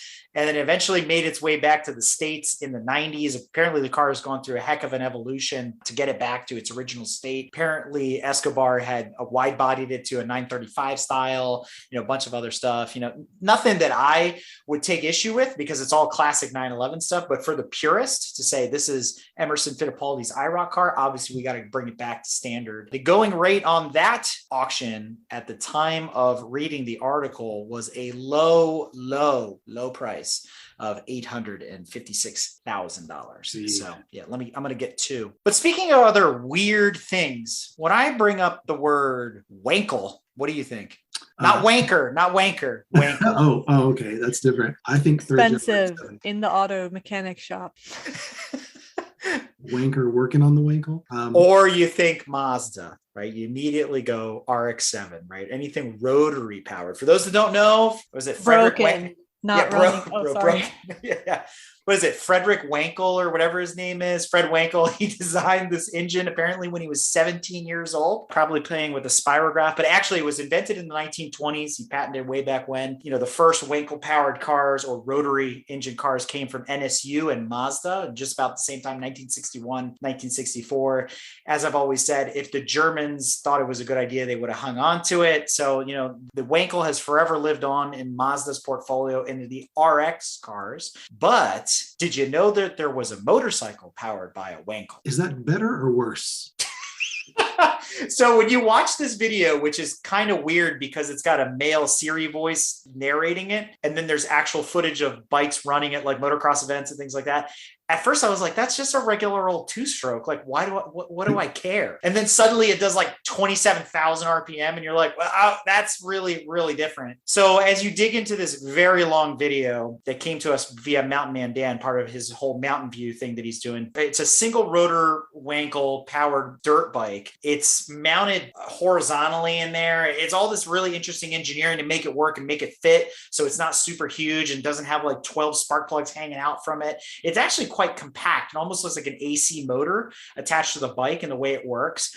And made by a company called Hercules, which I know Hercules from the pedal bikes from England. So I didn't do enough research to see if there was a connection there between the two brands. It was just neat. But at the end of the day, I'm like, whatever. It's a rotary and it's a dirt bike, and I wouldn't know what to do with it. Couple fun facts, right? He was not trained at a university. Pretty interesting for a guy that created that. Like Dr. Porsche. Yeah, he was big time Nazi sympathizer, participator guy, but did give us the 787B. So, ooh. Well, indirectly, I suppose. Right? Indirectly, yeah. That's by proxy. Well, that wraps up Lost and Found for this month. Well, now it's time to move on to random new EVs and concept cars, but we dovetail right into Arrestomod, and there's another British company converting classic cars to EVs, and this time it's Aston Martin DBs, and we're talking DBs 4s, 5s, and 6s.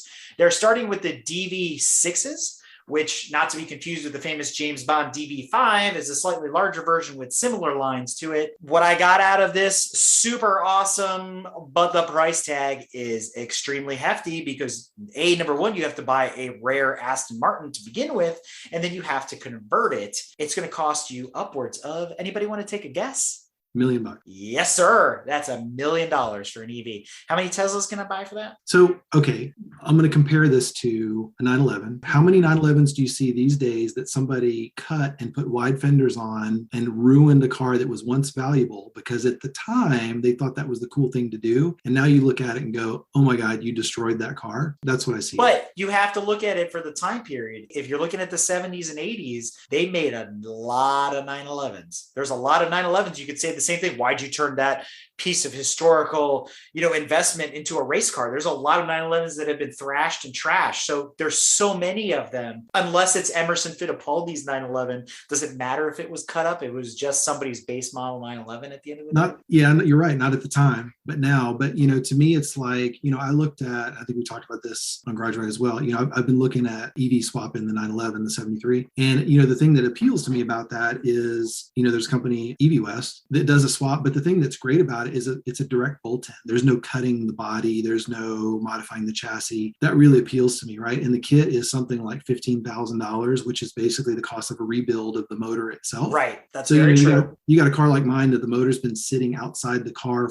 since 1986. Maybe that's the way to go. But what I really like about that is you can take it back out. You didn't hurt anything. I have to assume that's what they've done here, but I don't understand the $1 million price tag. If I can convert a 911 for under $20,000, what kind of batteries exactly are we using for this Aston Martin here that's $1 million?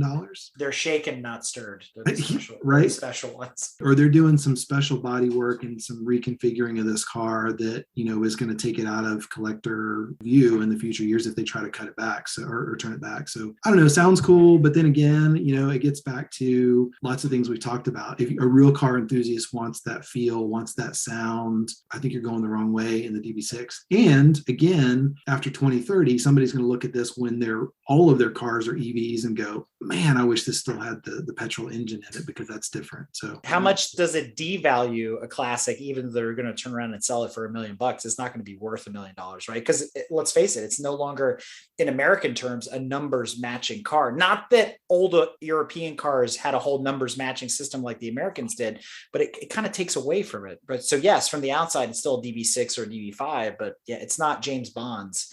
Right. I mean, even though Q might have built an EV DB5 for Sean Connery. Well, and it's crazy because DB6s are $500,000 right now. You buy one and you do that to it, and then, you go to swap it back, but it's crazy. Well, I heard that Volvo's making a game change. Apparently they're getting on with the EV revolution as well. And I think they've made a commitment to go electric only by 2030. But along with that, they're also making a sustainability commitment. And so they're switching some of their interior materials of construction to more sustainable textiles. So I'm kind of surprised. I didn't realize that Volvo was still offering real leather interiors, because I thought pretty much most everybody had moved away from real leather to, synthetic leather, which is nothing but plastic, aside from your Ferraris or your Porsches or something very high end. So kudos for them, but also more kudos for them, I guess, for not wanting to continue to slaughter cows to make car seats. I think they've got a whole slew of materials that they're going to use that are more sustainable: recycled PET bottles, polyethylene, not PET like an animal, but PET bottles, corks from wine industry, materials like that are more bio and recyclable. They're going to use to make interior textiles essentially. And apparently they will still offer some, I didn't realize either, apparently they have wool interiors. I guess maybe they use some wool in some of their fabrics, but that's gonna be itchy. Well, it depends. Some of it can be woven quite smooth, but yeah. Well, people complain about leather being hot in the summer. What is a wool set of seats going to be like? I don't know. There's so many things shocking me in this article. They're also committing to making sure that, I guess, whatever sheep farms that they're getting their sheared wool from, it's certified, responsible wool sourcing. They're making. Does the Volvo come with like a full history, medical shots, and like adoption papers too? I mean, it's like an episode of Portlandia when you go and buy a new Volvo, right? Here's the problem though. What does it smell like? Like sheep. What? Well, your seats might smell like maybe a fine aged wine if it's coming from the corks. Just kidding. Well, they're calling this new textile Nordico, if I pronounce that correctly. And you're right. It's made from a combination of different recycled materials. I just have a feeling that you're going to get in the car and go, cool, this feels like when they make a playground out of recycled tires. Probably it's going to feel like pleather. I also think it's a lot along the lines of that Mini Cooper that we talked about, where they call that the strip, where that guy designed things out of cork and other materials in that Mini Cooper that we joked about, who's going to buy that stripped down race car? But now it sounds like Volvo might be taking a page out of that book. I mean, honestly, as long as the touch sensation isn't gross, weird, can't be any worse than that soft touch stuff from the early 2000s that every European car had. Which is great until 15 to 20 years later, it becomes this sticky nightmare mess that stains everything. But anyway, digress. I mean, as long as it's not a weird feeling, who cares? I mean, it's better that we find a use for all this plastic and waste that we're generating that's, more sustainable. And if they can then recycle the materials in the future, I mean, that's just a win for the environment. So, I mean, as long as it's not terrible, I don't see a problem with it. I mean, good on them for innovating in that space. What does it smell like?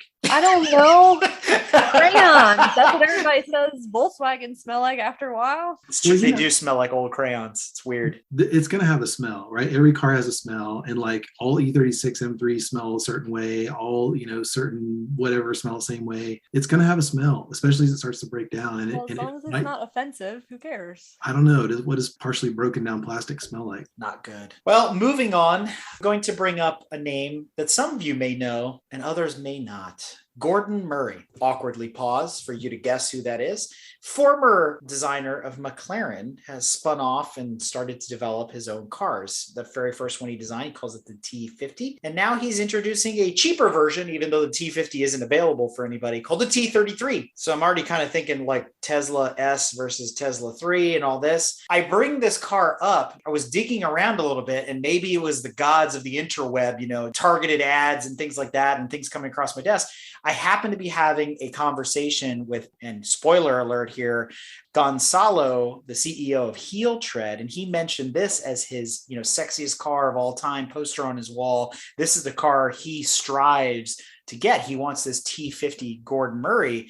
And so as I was digging around, I discovered all this other stuff about it. I think it's beautiful. The first time I saw it, I was like, wow, it looks like the modern interpretation of the F1 in that orange, that bright orange color, I think is gorgeous. The silver, a little less, but let's be honest, it is a newer version of the F1, which I think is really, really cool. And the back, I think, is fantastic. It's interesting. How much is the T33 going to be? And I don't see any specs on like performance wise. Nope, I don't. I don't think there's really anything out there because there's not a whole lot of information on the T50 either. I know that production will be limited to about 100 units.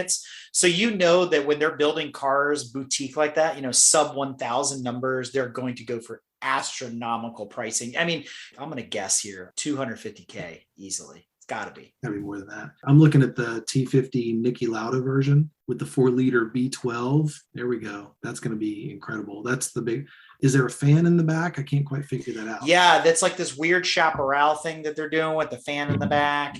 And if you notice this, like you mentioned about the F1, because I believe Gordon Murray was involved even way back then with McLaren, it has that almost centered seating position with the offset driver's seat and all that. So it's almost a single seat cockpit and, Lambo style doors and whatnot. So it is an interesting design. You're right. It's kind of a modern version of the F1. Not a fan of low offset wheels. I miss the deep dish wheels of the 80s and 90s.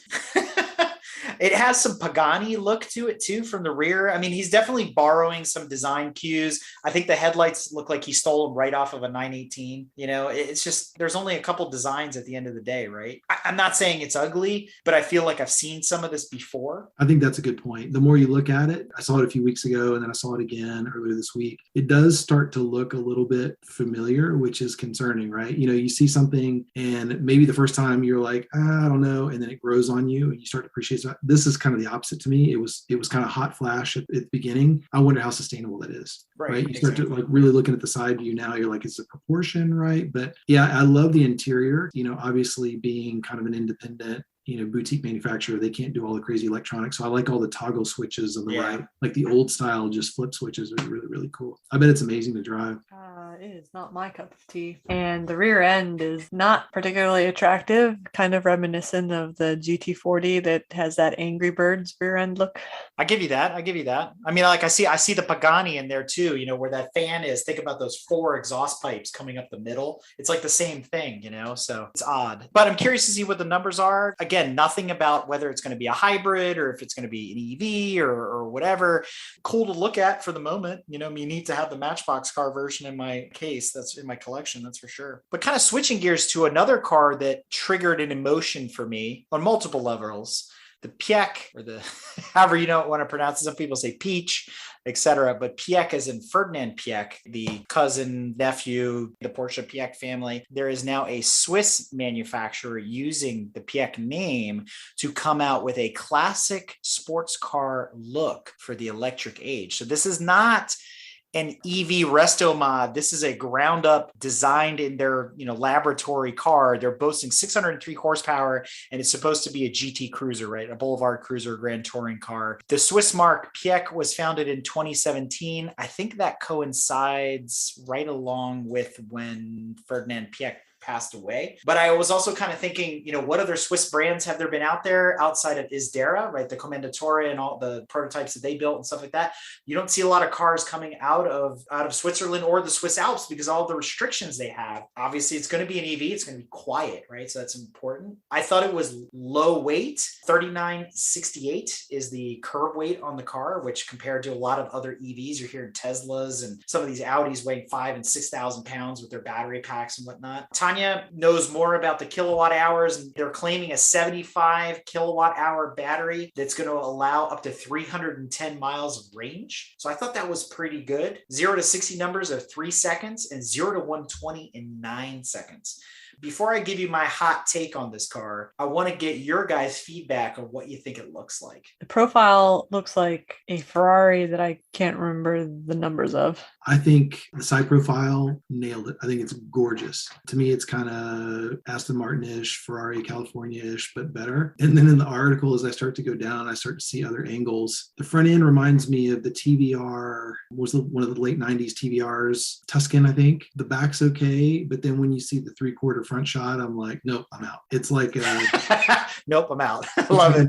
Vanilla Aston Martin looking kind of car, but side profile is beautiful. Like that's wall art, like, poster, the rest not so much. So I agree with the front end. Very Aston Lotus look, like the old Elans with that big kind of gaping, hole.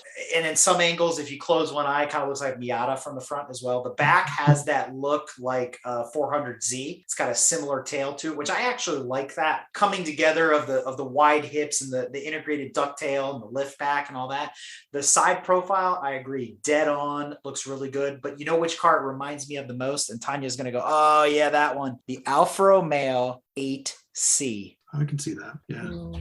window shape, maybe. Yep. I like Yeah, the it has a window. very similar style and look. Even when you look at the headlights and stuff, you're like, really looks like the Alfa Romeo. And I'm okay with that. I think this car would look better in a different color other than this tungsten that it comes in, maybe with some accents and things. I think it would look kind of cool in something else. I'd like to see some other pictures of it, but I would drive one. I think this is really neat. I don't see any interior shots. Something about the back is very familiar and I can't quite place it. Is it another TVR like the Cerberus? Z car. It looks like an old Z car. Yeah. And you got to give them props though. I mean, that, a lot of concept cars come out or, these boutique manufacturers and they're like, you can't actually, this looks like something that could be built right away and sell really well. So they're saying we're going to have to wait until 2024 though. So we're a little ways off before we get to see final production, get to see the car, behind, with Chris Harris behind the wheel on Top Gear or something like that. But I'm really curious to see what happens.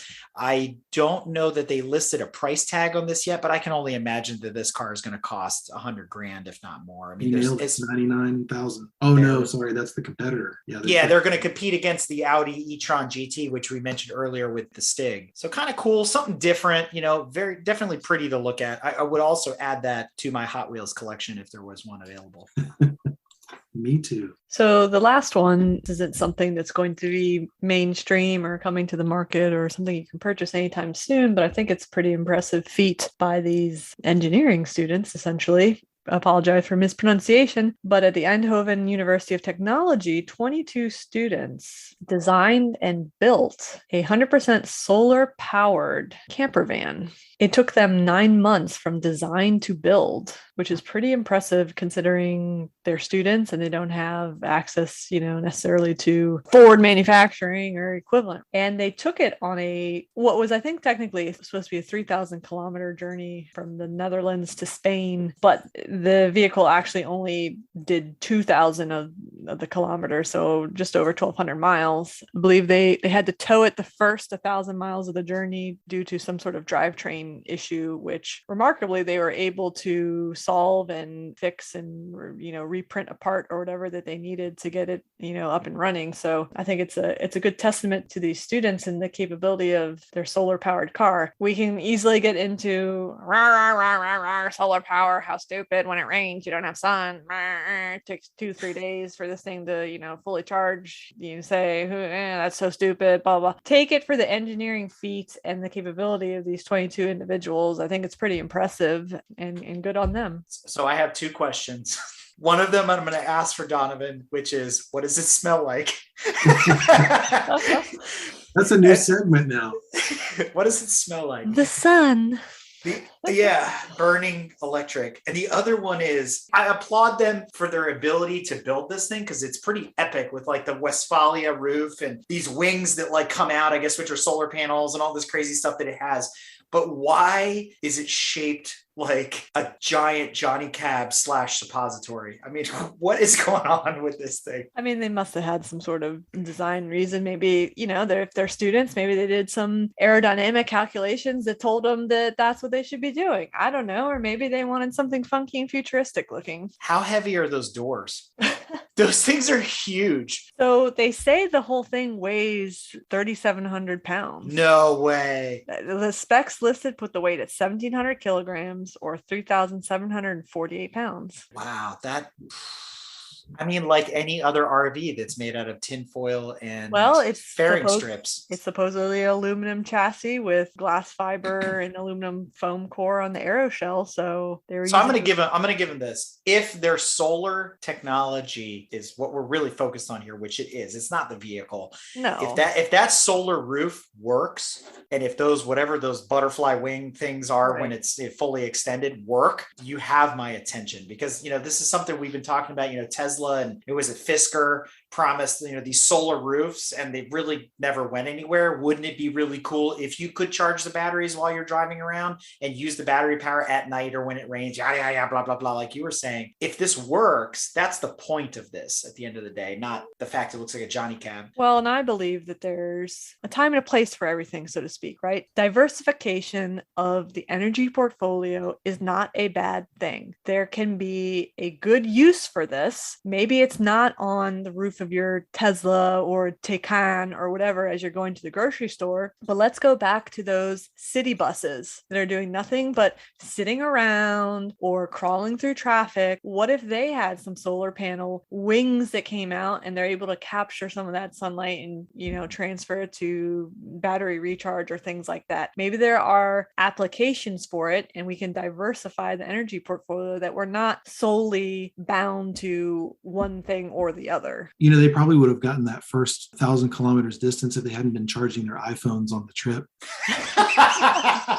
I want to know how they got 22 people inside that Johnny cab. No. So in fairness, the issue was allegedly had nothing to do with the solar panels, but was a mechanical issue, again, with the drivetrain. And there's only room for 2 people. Wait, that thing's the size of a school bus. And it's designed for 2 people because they have freaking pull out double sofa bed thing in there and all this other stuff. It's a camper van, right? It's not designed like a big RV to bring, you and your family of 6 and the dog. It's maybe 2, maybe 3 people. I don't know. But so the real question is, which of the 2 of the 22 got to take it on the journey? Donovan, I know what it smells like. It smells like IKEA. It smells like Swedish meatballs. Yeah. No, IKEA has all that super lightweight furniture that you got to assemble. But this is the Netherlands, not Sweden, so it doesn't matter. I mean, what do you think they put in that thing? It's all 3-pound tables from IKEA and stuff. So I guess we got to move on since we're already talking. We're talking about these new EVs because we would be remiss not to bring up Tesla. Oh Lord. I mean, nothing bad this month. We already knew that Elon moved to Austin personally, or a year or so ago, I guess now. And he lives in one of these solar Eindhoven things. No, there's too many round edges on the Eindhoven solar. The glass won't break if you throw something at it. Yeah, they didn't put the laser beams on the windshield, so to wipe the water away. Yeah, so he personally moved to Texas to be closer to SpaceX and all this other stuff. I'm sure he had other issues being angry at California. It's been recently announced that he is going to move the headquarters out of Palo Alto to Austin. Nice. So is every other Californian. Along with every other big California company. And part of it is citing the fact that California is just ridiculous in different ways in terms of just congestion and cost of living, aside from the very stringent regulations that they have in place and whatnot. So it'll be interesting to see how happy those California workers will be to move to Texas. They don't plan on shutting down the facilities they have in California. If anything, they're, alleging to ramp up production in the manufacturing plants there. So what I am hopeful here on this one is Tesla moves to Austin. Steve Wynn owns DeLorean, which is also in Humble, Texas, not too far. They get together and we get an EV DeLorean. This is what I'm waiting for, people. The way it should have always been. 100,000% on. But in other Tesla news, there's another drag race, and it's this 14-minute video that you got to fast forward to the 9-minute mark and then again to the I don't know which minute mark to see anything remotely interesting. But it's between the 1,000 horsepower McLaren, whatever the hell it is, and a Tesla Plaid S version. I believe they did 3 runs. They did a standstill drag race run, which the Tesla obliterated the McLaren, which off the line. To no one's surprise, right? I mean, and was to no one's surprise that was present for this drag racing. I mean, off the line electrics have the advantage. We already know this. Then they did a rolling start drag due to the fact that, of course, the McLaren's going to suck off a dead stop line, and the Tesla still really obliterated it. Yep. And then their third one was a rolling start with advantage to the McLaren. So I think it started with however many feet ahead of the Tesla, and the Tesla still caught up basically. And I think ended up being like a nose to nose kind of finish. Hey, I got to add to the funny part of the end of this. Not only did the Tesla outrun the McLaren, it also apparently has better brakes. Yes, because the guy in the McLaren must have had a Code Brown moment, because essentially he was still racing. He ran out of runway or whatever they were drag racing on. He ran out of drag race space and apparently literally managed to stop the McLaren an inch from hitting like a fence or a wall or something, the barrier at the end of the drag strip. You did some late breaking. I have to say, I mean, we talked about Ken Block earlier. Obviously, he's sold off Hoonigan. This is another Hoonigan video. He's kind of distanced himself from that, even though he's kind of still affiliated or whatever. It's still Hoonigan stuff. It's whatever. You're right. The first 7 minutes is all about cleaning products and, oh, isn't my car cool and all this kind of thing. It's whatever. I looked at the clickbait, McLaren versus Plaid, and this is the same as the Corvette one they did, which the Corvette also got obliterated. It was some 2,000 horsepower, nitrous injected quad turbo Corvette or whatever. And it was all right, yep, the Tesla wins every time. And I went, great. Hey, look, yet another stupid drag race between a Tesla and something else that's going to get crushed. But you're right. That ending made the whole video worth it. So I just tell you guys to skip the first 13 minutes and just watch that last pull because it's the best. After I lost interest after about 5 seconds, because like you said, there's a bajillion of these, I had an idea. That's not drag racing anymore, right? Nobody cares. I want to see a Triumph TR7 and a Fiat X19 drag race. Yes, old school stuff. You think stuff. That video was long? Wait till they figure out how to keep those running long enough to get to the end of the drag race. That's the drag race I want to see. What do they smell like? Like fire and oil and they're running rich, that's for sure. Yeah. There's other Tesla news this month, which is kind of funny, but also kind of scary. Honestly, this is more, I feel like, sensational clickbaity than anything else. The way the headline reads, Tesla tempted drivers with insane mode and now is tracking them to judge safety. Experts say it's ludicrous. Honestly, that title has nothing to do with the point that's trying to be made here. And so what's happening is Tesla's doing another beta test of their, full autonomous driving bullshit that, again, even Elon is admitting doesn't really work yet. Okay. It's not full self-driving. They're doing another beta rollout, and they want to do actual testing with Tesla owners as opposed to just dummy vehicles going around. And so he's created this vetting process where he's created this checklist, if you will, of grading scale for judging who will be allowed to beta test this new software update. So essentially, he is tracking how people are driving. It's a very stringent grading scale to the extreme of any kind of hard braking, you get docked points. And so you have to get a perfect 100 score or however a scale is to be allowed to beta test the new full self-driving software. And he's doing this because he only wants safe, trustworthy people to be trying this out, to be the guinea pig, if you will. So it's not so much that he's trying to spy on everybody and track their every moves and control their driving habits. Not to say that things don't morph into other things, but it's supposed to be this vetting process for people to pilot the new beta software. And honestly, this isn't new. If people are going to get all in there, oh my God, everybody's spying on me.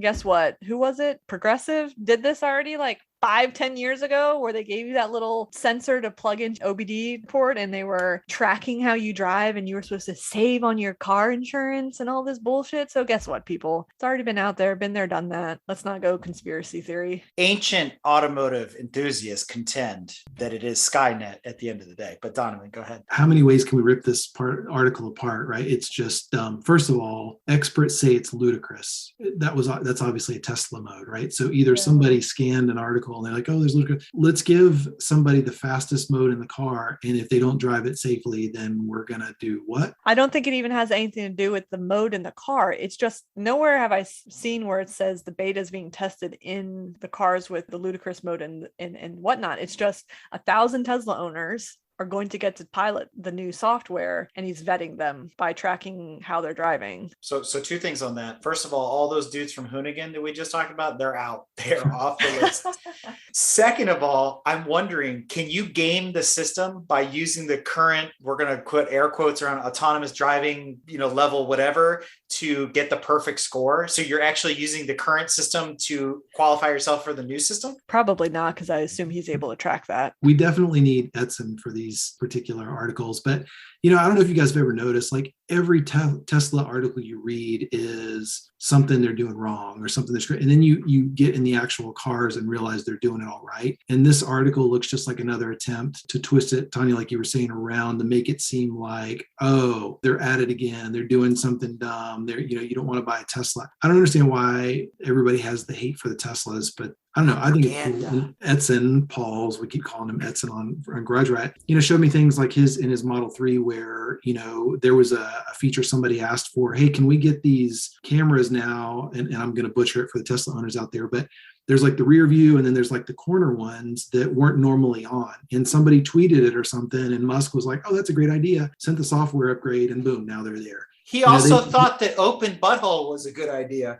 I mean, come on now. Open butthole. Yeah, you don't remember that? For the gas tank. Yeah, you open the gas tank voice command, you say open butthole, and then it's open my butthole to like open the trunk or something ridiculous. He thinks everything's a good idea. But still, the fact that we're quick to market with something, somebody made a suggestion that's a great idea, let's do it. That to me makes Tesla the winner in the automotive market. So, but it's also kind of scary too that your car is controlled by a over-the-air software update, so they could render you useless. I also heard about something that came across my desk earlier about that Tesla is also talking about the cars will put in their own orders for maintenance parts. Can you imagine if the car ordered its own set of tires suddenly and then you got docked, $1,200 because it's the only tire that's available for a Tesla? No, thank you. There's certain parts of that I want to be disconnected from. There's all kinds of, and you should get Paul in here and do maybe just a specific Tesla interview, but there's all kinds of things about eventually, like he can't buy his car. My understanding is he can only lease it because they plan to have those back as a fleet later, automated. That's the Ferrari. That's the Ferrari pyramid scheme. Well, it's so they can basically have them as automated Ubers down the road, and they'll be able to go. You can send it to pick up your dry clean, all kind of crazy stuff. So I don't know. I think it's pretty interesting. But I'll take that 84 GTI you were talking about earlier. Me too. That's all I need. Me too. We'll split.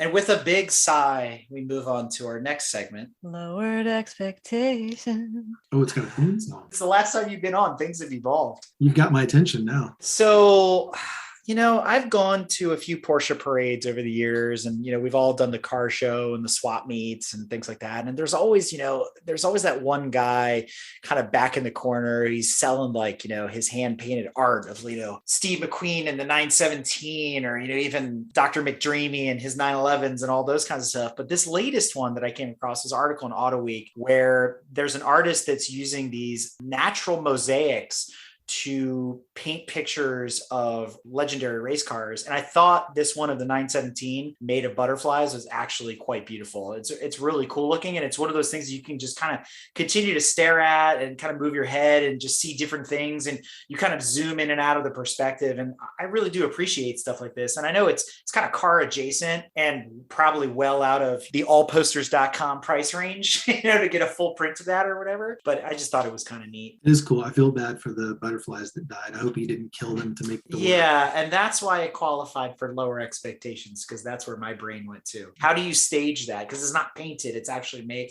these different renderings that he does are done with, natural materials and things like that. So it's cool, but on the same token, I'm like, wow, that's a lot of effort there. It's sad at the same time. Exactly, right? How many butterflies were killed in the making of this?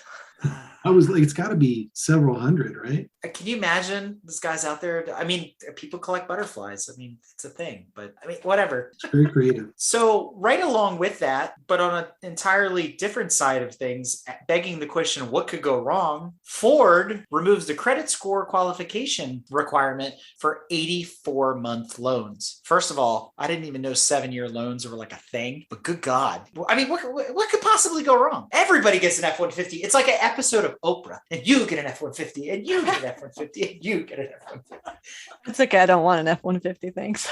I mean, 0% APR on a 7-year loan on a $70,000 truck. I mean, it's not going to suck me in the door, but for somebody that's looking to buy a truck right now, if you can get one despite the semiconductor shortage, that's really not a bad deal. I don't know how I feel about 84 months of interest, though. It's going to be one of those. You're going to go down there and they're going to go, oh, that was this one particular stock model, and we don't have that one anymore. It's the Maverick, right? You came in for the F-150, but you're getting the Maverick. How long before these end up at title loan? Right? That's crazy. Yeah, I know you can do longer finance on, exotics and things. So not crazy, but 0% APR. That's right. Amazing. But, and the other thing that's crazy is, all of these, particularly clearly right now are holding their value. There's a good chance you buy that, drive it for 2 years, and sell it back to Ford for what you have in it or more. That's true. And the other thing I will warn people about is when you're sitting at the table, there's always a lot of pressure to buy a new car, especially if you're excited about it. And the sales rep wants to get their commission and all that kind of stuff, even though they tell you they're not paid on commission. One of the things my wife did many years ago, and I still will never forget this, we were buying a VW and it was one of their promotion,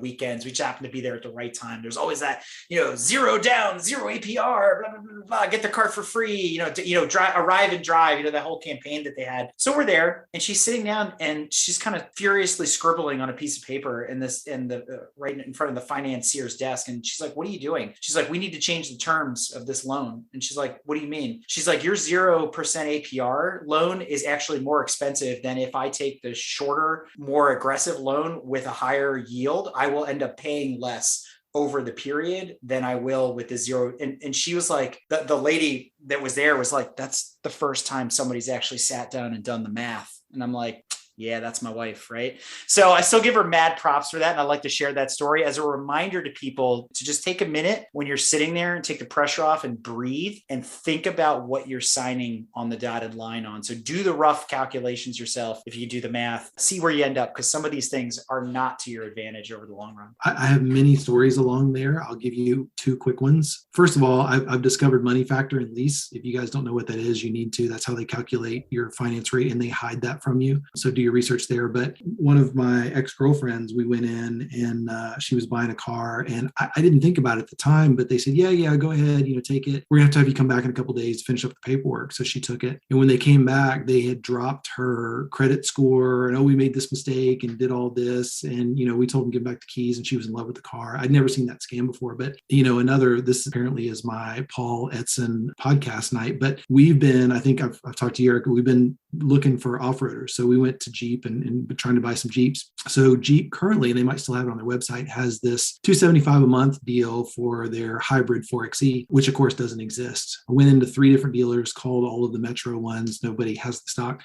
So we found a dealer that had 2, and we had gone into a previous dealer and said, we'll take 2, but they didn't have any. So we went to this dealer and said, if we can do the numbers right, we'll take both of them. At the end of the story, first of all, the first numbers they came back with on a $275 a month loan was $890 a month, right? So we looked at the paperwork, said, no, that's quite right. Paul's MBA, super smart guy. Before it was all said and done, I kid you not, he was teaching the finance manager how to quick calculate costs and figure out factors and stuff on the loan in the dealership. So I say that for 2 reasons. One is Paul's super smart, but to your point, the people that are pulling the numbers don't always know, right? Sometimes they're just given a calculator or a formula or whatever, or they're trying to stick you. So yeah, definitely do those numbers. And I'll give props to Honda, another future sponsor of your podcast, hopefully.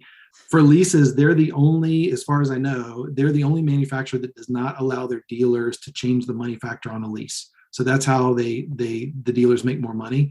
They have to do what corporate gives them, which gets us back to this Ford 0% APR. How are the dealers going to make any money off of this? Right. Again, shopping recently, I went into a Nissan dealer and they had dent proofing as part of their add-ons. Dent proofing, right? Good luck.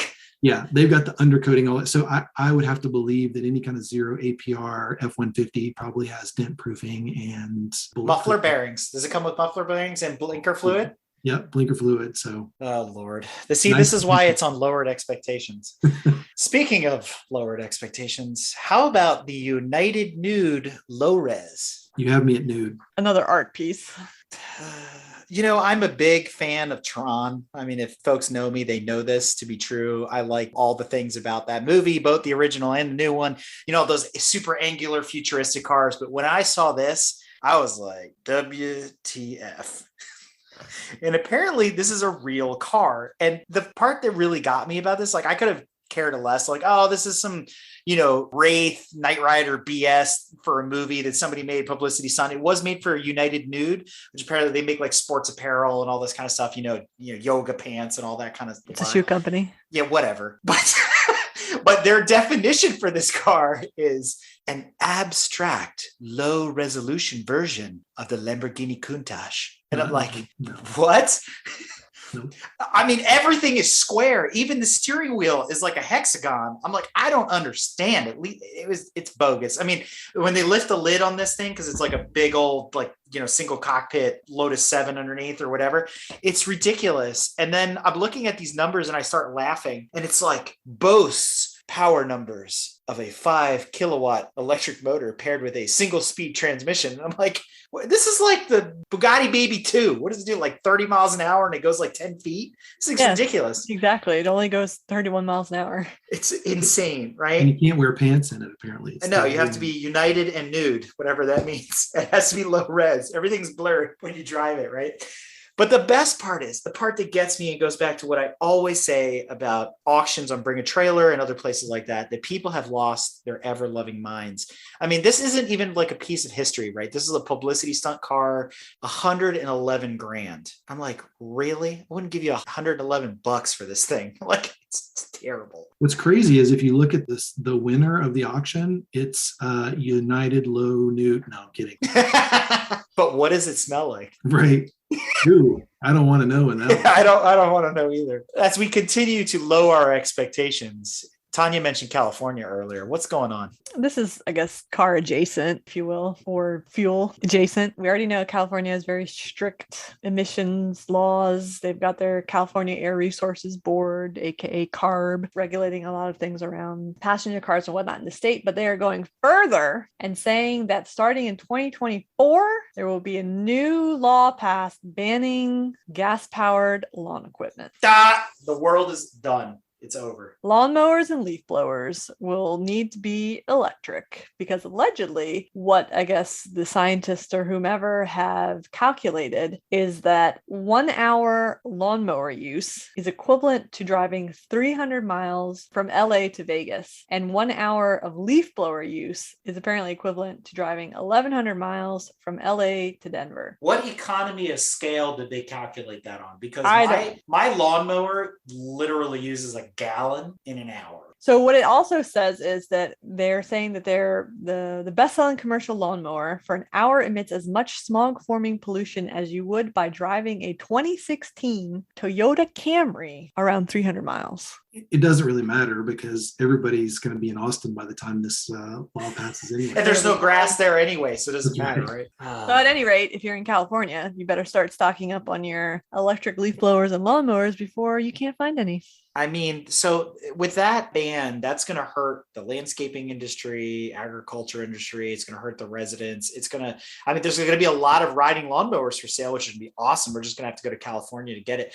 Whoever's starting that, Cars and Bids version for lawn equipment, let me know. I want to get in on that early. No, what we need is somebody who's going to retrofit batteries onto the gas-powered lawnmowers. I think it's just a solar-powered leaf blower. I think that there you go. Problem solved. We need those guys and gals in the Netherlands to help us. That's right. So terrible. But let's liven the mood a little bit and talk about our favorite section, most anticipated section of the show, the Florida Man stories. Well, our first one is more of a public service announcement and kind of sad. Not kind of sad, it is sad. So we'll start off low and then end it on a high note. Our expectations were already low, so. So this is a Florida man story, unfortunately, and a man killed 2 people by driving a Tesla through a house at 116 miles an hour. And this has nothing to do with Tesla. Whoa. But with the stupidity of some people. Apparently, this car had just been purchased several hours before the incident. It wasn't even the owner driving, but he let his friend drive. And then there were also 2 other passengers in this Tesla. And they were in a 30-mile-an-hour zone, essentially in a neighborhood. And I guess decided 30 was too slow. And the report says the car was doing 160 miles an hour when he blew through a stop sign, ended up over the curb, up an embankment. Saw one article say he kind of shot in the air, went through the roof, through the house, very sadly, the house owner and her dog were in the house and they were struck, obviously so violently, were found in the front yard of the property outside the house, and obviously did not survive this incident. So don't be a dumbass. Why are you doing 116 miles an hour on He this saw a public road? McLaren. He saw a McLaren. He had to take the challenge. That sounds more like, though, they didn't know how to drive the car. There are brakes, but not really, right? You decelerate by kind of letting off the pedal and things. I mean, to be that egregiously stupid, you think it was just driver error? Maybe they couldn't figure out how to slow it down or something? Or... I mean, it's possible. Maybe they realized they were going still too fast on the road speed, but nowhere near that aggressive, and then made a mistake and further accelerated. Maybe he thought the flux capacitor was working. When he hit 88 miles an hour, they would go back in time. I bet he wishes that was true, but didn't catch on fire. I think he's in jail now, rightfully so, if he was an idiot. Yeah, that is really unfortunate. So be careful if you're in Florida. We could digress into EVs, and it's a whole thing when they accelerate so fast. Hold on. Wait a second.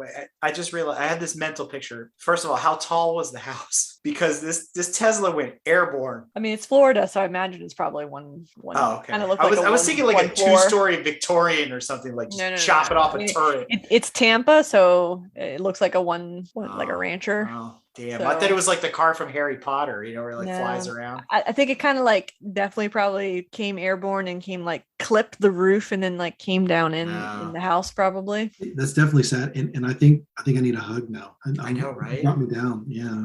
So you need a hug. Well, then why don't you head on over to Texas, where a Houston woman known as Pink Celebrity. There's not much text. You just need to watch the video, and it's NSFW. I would say she is a very scantily clad woman riding in various positions on the exterior of, I believe it was a Charger, as the driver is doing donuts in some parking lot, and she's barely dressed, twerking,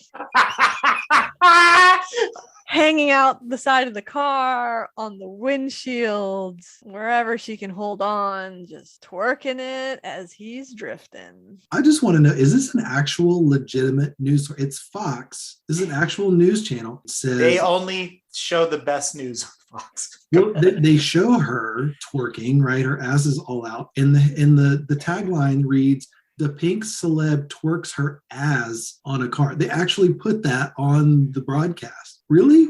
Somebody was having way too much fun with this and they slipped that in there probably last minute on, we'll put that on and see. But I don't know. It's talent. She's hanging on. And both the driver and her, this is pretty awesome. I'm not going to lie. This is really good. How are you supposed to get the dollars to her, though? She's moving too fast. It'd be funny if there were a bunch of guys running behind the car throwing dollar bills at her. The paint job leaves a little to be desired, though. I'm not a fan of the baby blue and the pink, but better than the woman in Britain that was doing the same thing and fell out onto the highway. I don't know how she didn't kill herself, right? Wow. Mad props. At least, they were confined to a parking lot, trying to keep it safe, doing it for the gram, We're doing it for the TikTok. I don't know. Now, Eric, you want to know what that car smells like? Peaches and sin. That's what that smells like. It says she's the CEO of the car club. All right. What? Imagine that board meeting. My goodness. What'd you all do on Friday? So, in other news, Fargo.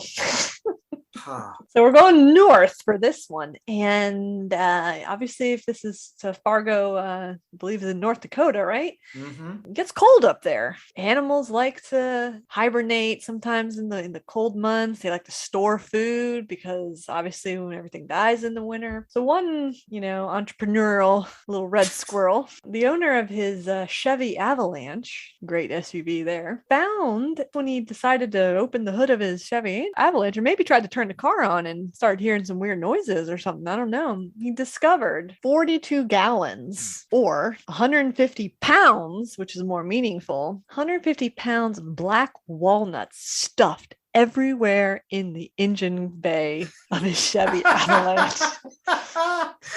Why? Animals are so weird. I'm going to regret this because I know you're going to tagline it out somewhere else, but those are the biggest nuts I've ever seen.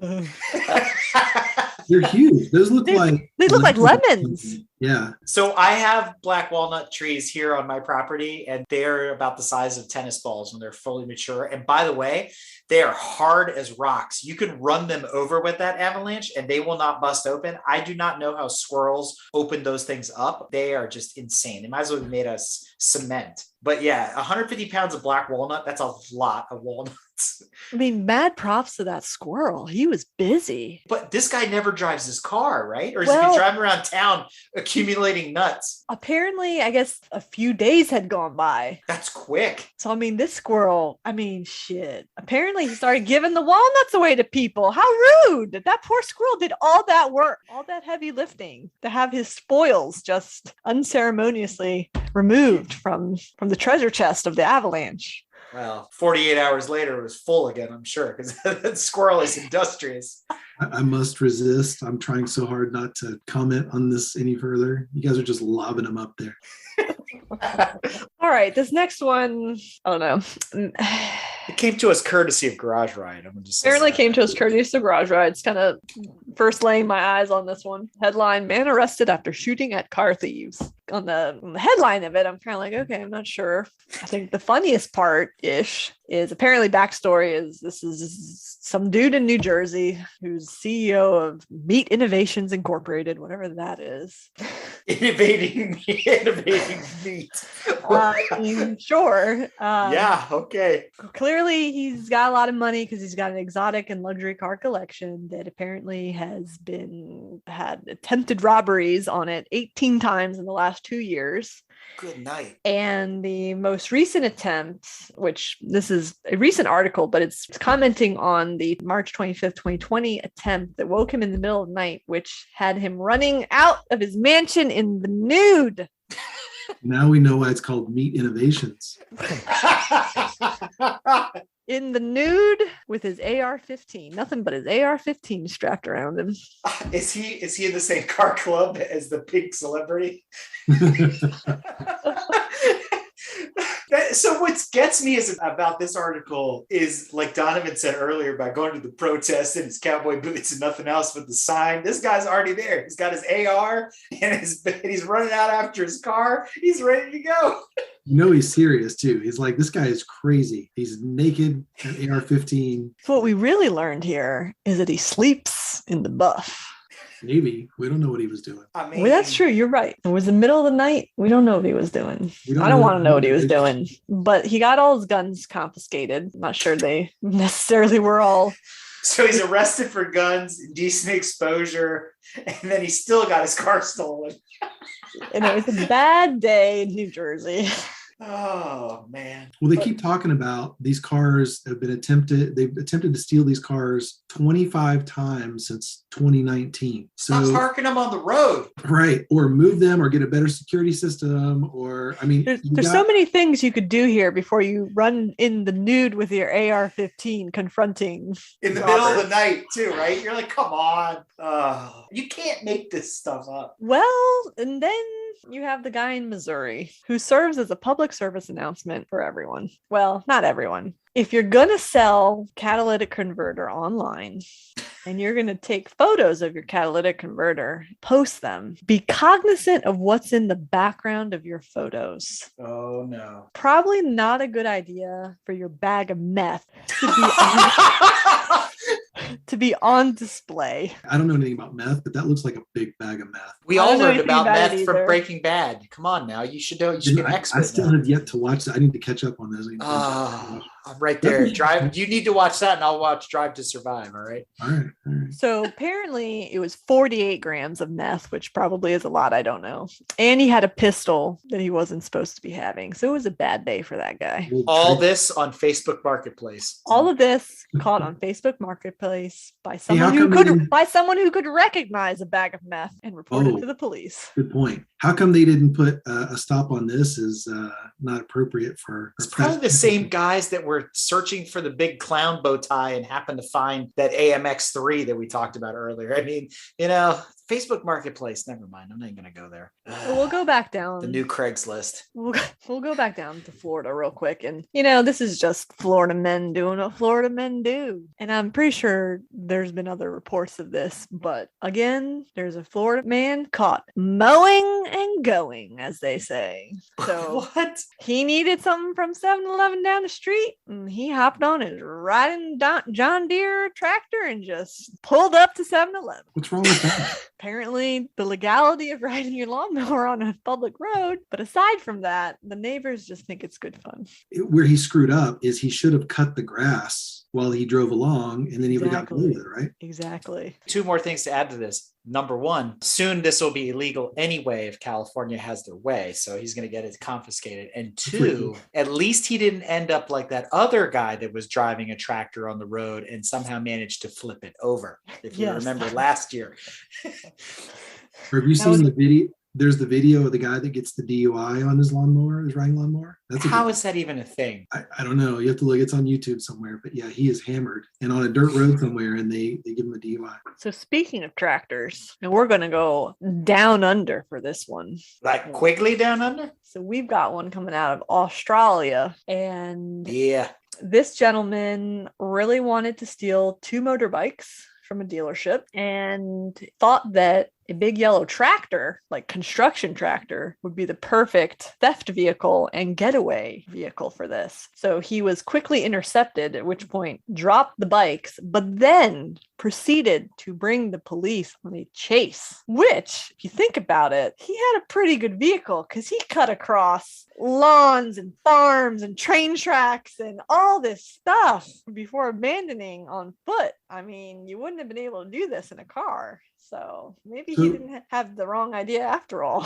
And to be fair, that's a wheel loader. That's not a tractor. And I've actually driven one of these. They're really cool to drive. But yeah, I'm with you. He's got basically a lift on the front. So there is nothing getting in his way. He wants a house. He just picks it up, tears it apart. So did they say he got caught or did he get away? No, they did arrest him. 41-year-old man on several offenses. Hold on a second, okay? First of all, the tractor, wheel loader, skid loader, that dump truck made by Rolls-Royce from last month, it doesn't matter. I'm going to ask a very pointed question. What is the suspected top speed of said wheel loader? 25 maybe? 25? Are you kidding me?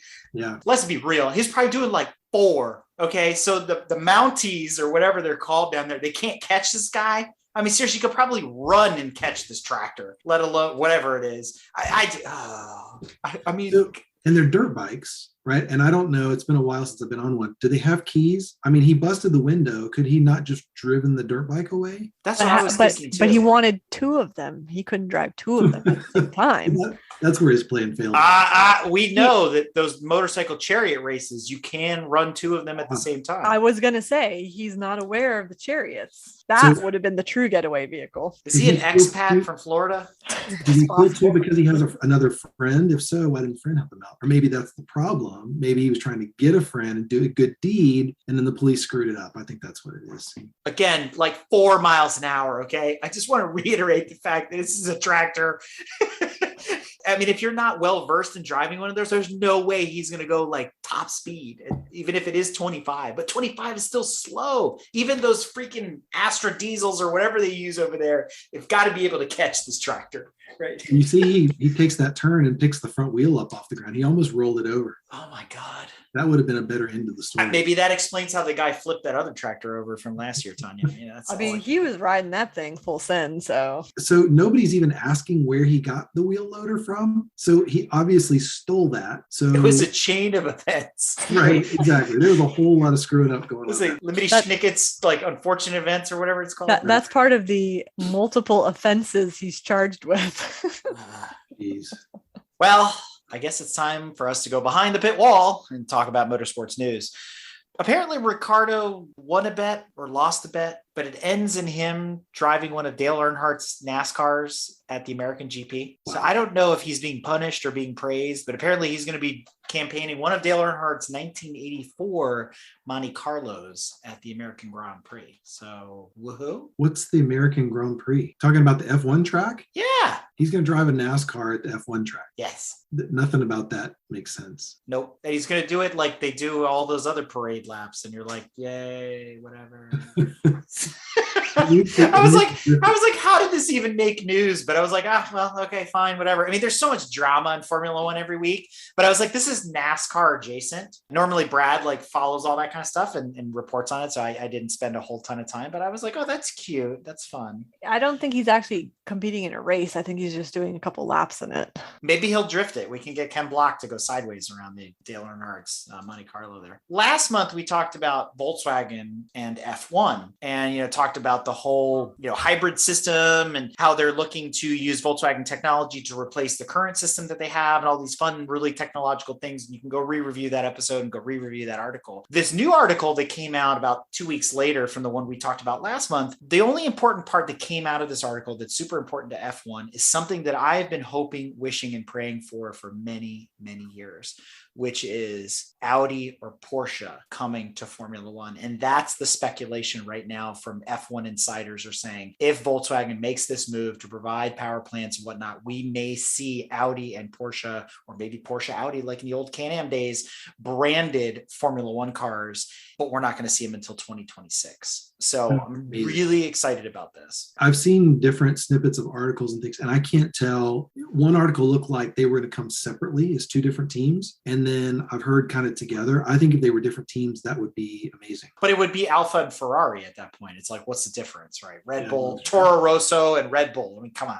Speaking of Alfa Romeo, there's been a lot of connecting the dots from, I'm going to put air quotes around it again, Formula One insiders about Team Andretti, which we talked about last month. And basically, it looks like Andretti might be making a minority interest investment, or maybe it's going to be a majority interest investment in Alfa Romeo, the former Sauber Formula One team. So maybe that's how they're going to fast track their way into Formula One next year. I mean, they've already signed up Grosjean, however you pronounce it, for 2022 under Team Andretti. So I was wondering how they were going to, get a kick of adrenaline here and get it done. But, if they're going to buy into Alfa Romeo, maybe that's the way to do it. So I didn't understand this article either, because they were talking about, they've been looking to get into F1 for a long time. There's at least two teams that have changed hands in the past couple of years. Right. Yeah. So what were they just not eligible? Are they gonna? And then you look at Porsche, the conversation we just had, Porsche and Audi. My understanding is, right, there's only so many available spots for teams in Formula One. Right. So you got two teams potentially coming in. One maybe is going to buy one. So what's going to happen to the other? Are they going to expand, or how that's all going to work? I think it's going to be really interesting to watch, especially with the new cars and everything next year. I think the next couple of years are going to be exciting, especially with this year.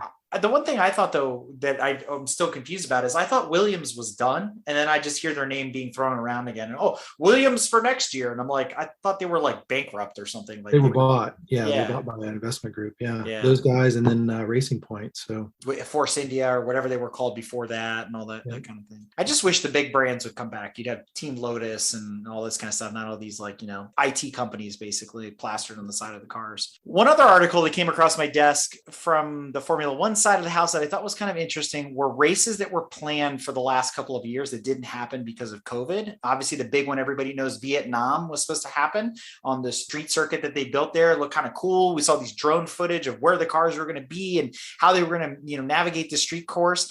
But I was like, okay, whatever. But then as I was scrolling through this list, I see things like Zhuhai. That's cool. Ontario. What? Port Imperial Street Circuit. That's pretty interesting because that's in New York. Not sure how that was going to work. A street circuit in Rome. The course looks absolutely mental. And then you had the Autopolis. So they were planning on like 6 new tracks up through the 2022 season that none of these are now going to happen. I mean, I'm glad they brought back like Zandvoort and some of the other classic Formula One tracks. I'd love to see like Zolder and some other stuff return to the schedule as well. Formula One does need to mix it up a little bit. I mean, there are a lot of tracks that have just been walked away from, and it's a shame. IMSA will run there occasionally, prototypes will run there, other forms of racing, TCR and things like that. But, it'd be nice to see the big boys, bring it in. It's kind of like, when the Olympics come to a new town, it brings in tourism, brings all this other kind of stuff. And I think, F1 is the messenger for that. And I think it's a good thing for those economies. So they did bring Zandvoort back, right? Which was pretty cool. It'd be cool to see them come back to South America. I just saw the other day that it's either this year or next year is the last year for Sochi, and they're moving to St. Petersburg, I think, a new track somewhere else in Russia. But that's a new old track. Didn't they run St. Petersburg like a million years ago? Oh, is it? I thought it was a brand new purpose.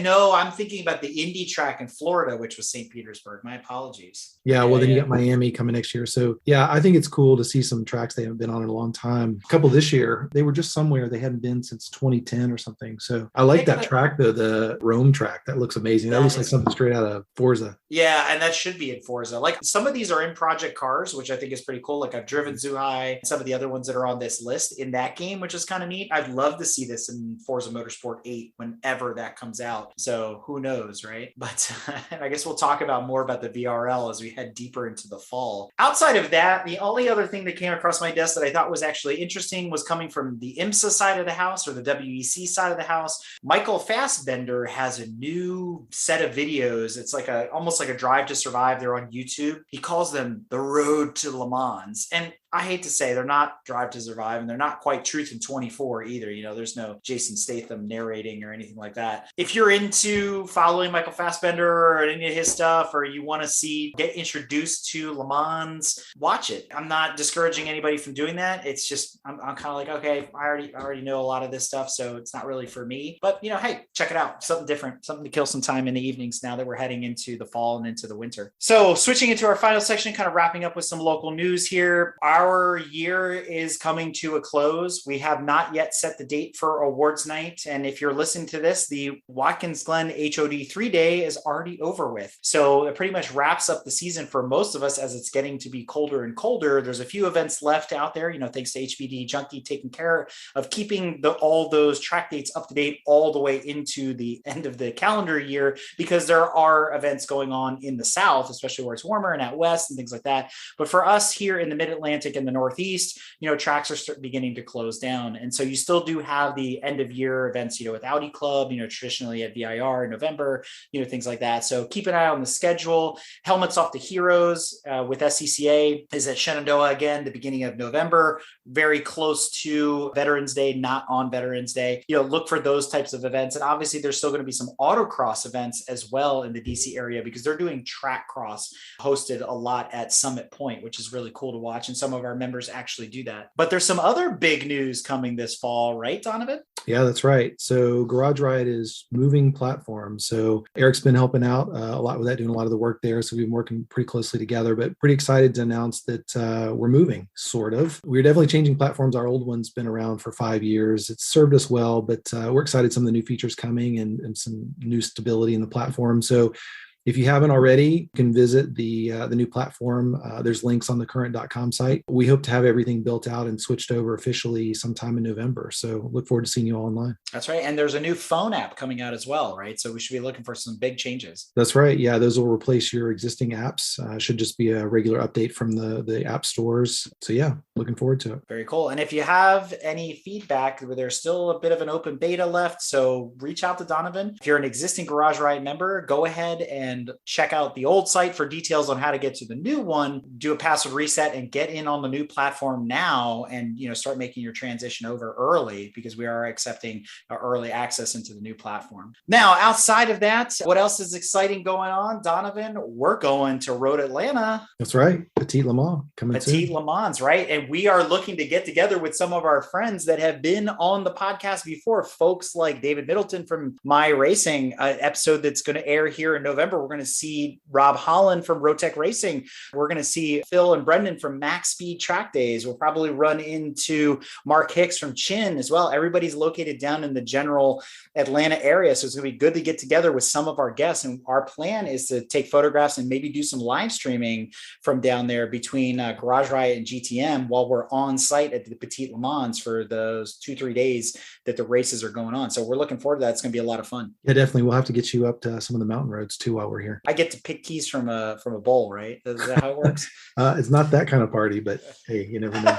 Outside of that sneak peek, a little bit of a spoiler alert of some other things that are coming online here in the fall. Look forward to some really cool podcast episodes like we did last year, some look back, some retrospectives, also our holiday shopping guide coming out. But also, we are looking forward to going out west and reporting live from the Mint 400 in December. So stay tuned for details on that and look for some upcoming episodes in the following weeks on what that's all about and why that's super important to the motorsport landscape and to motorsports history. So I'd also like to remind everybody, a shout out to GTM's newest sponsor, AmericanMuscle.com, your source for Mustang, Camaro, and Mopar performance parts. So remember to check out AmericanMuscle.com for details, and we look forward to having them on our show on a future episode. So stay tuned for more on that. And if you have any questions, reach out to us, reach out to them. Their logos are on all our websites, but remember AmericanMuscle.com for all your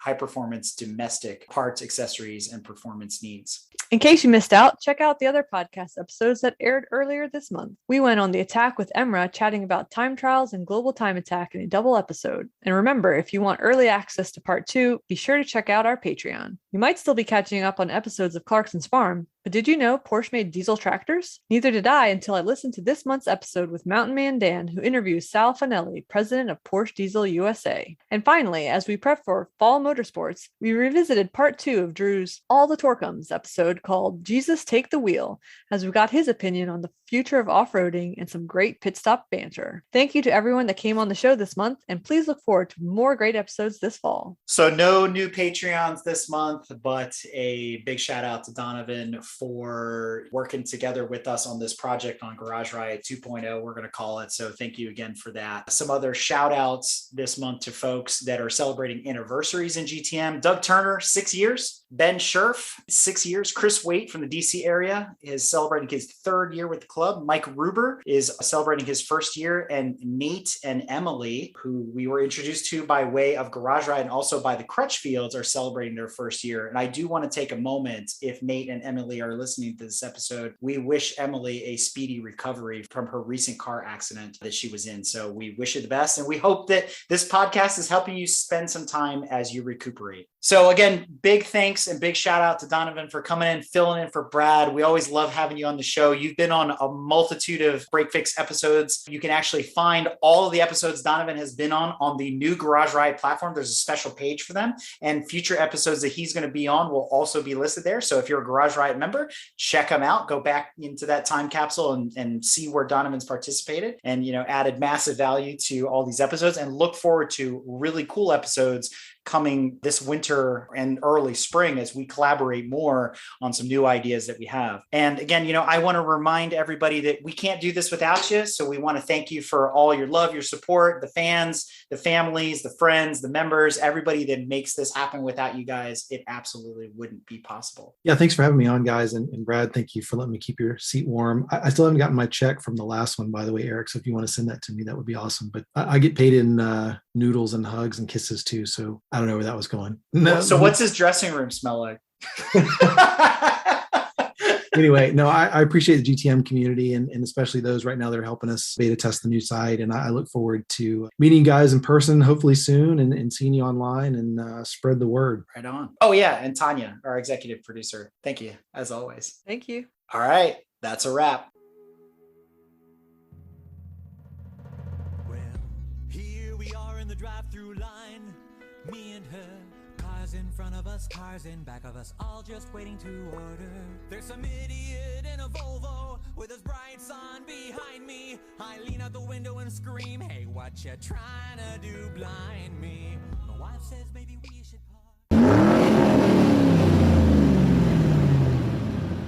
If you like what you've heard and want to learn more about GTM, be sure to check us out on www.gtmotorsports.org. You can also find us on Instagram at Grand Touring Motorsports. Also, if you want to get involved or have suggestions for future shows, you can call or text us at 202-630-1770 or send us an email at crewchief@gtmotorsports.org. We'd love to hear from you. Hey everybody, Crew Chief Eric here. We really hope you enjoyed this episode of Break Fix, and we wanted to remind you that GTM remains a no annual fees organization. And our goal is to continue to bring you quality episodes like this one at no charge. As a loyal listener, please consider subscribing to our Patreon for bonus and behind-the-scenes content, extra goodies, and GTM swag. For as little as $2.50 a month, you can keep our developers, writers, editors, casters, and other volunteers fed on their strict diet of Fig Newtons, gummy bears, and Monster. Consider signing up for Patreon today at www.patreon.com/GT Motorsports. And remember, without fans, supporters, and members like you, none of this would be possible.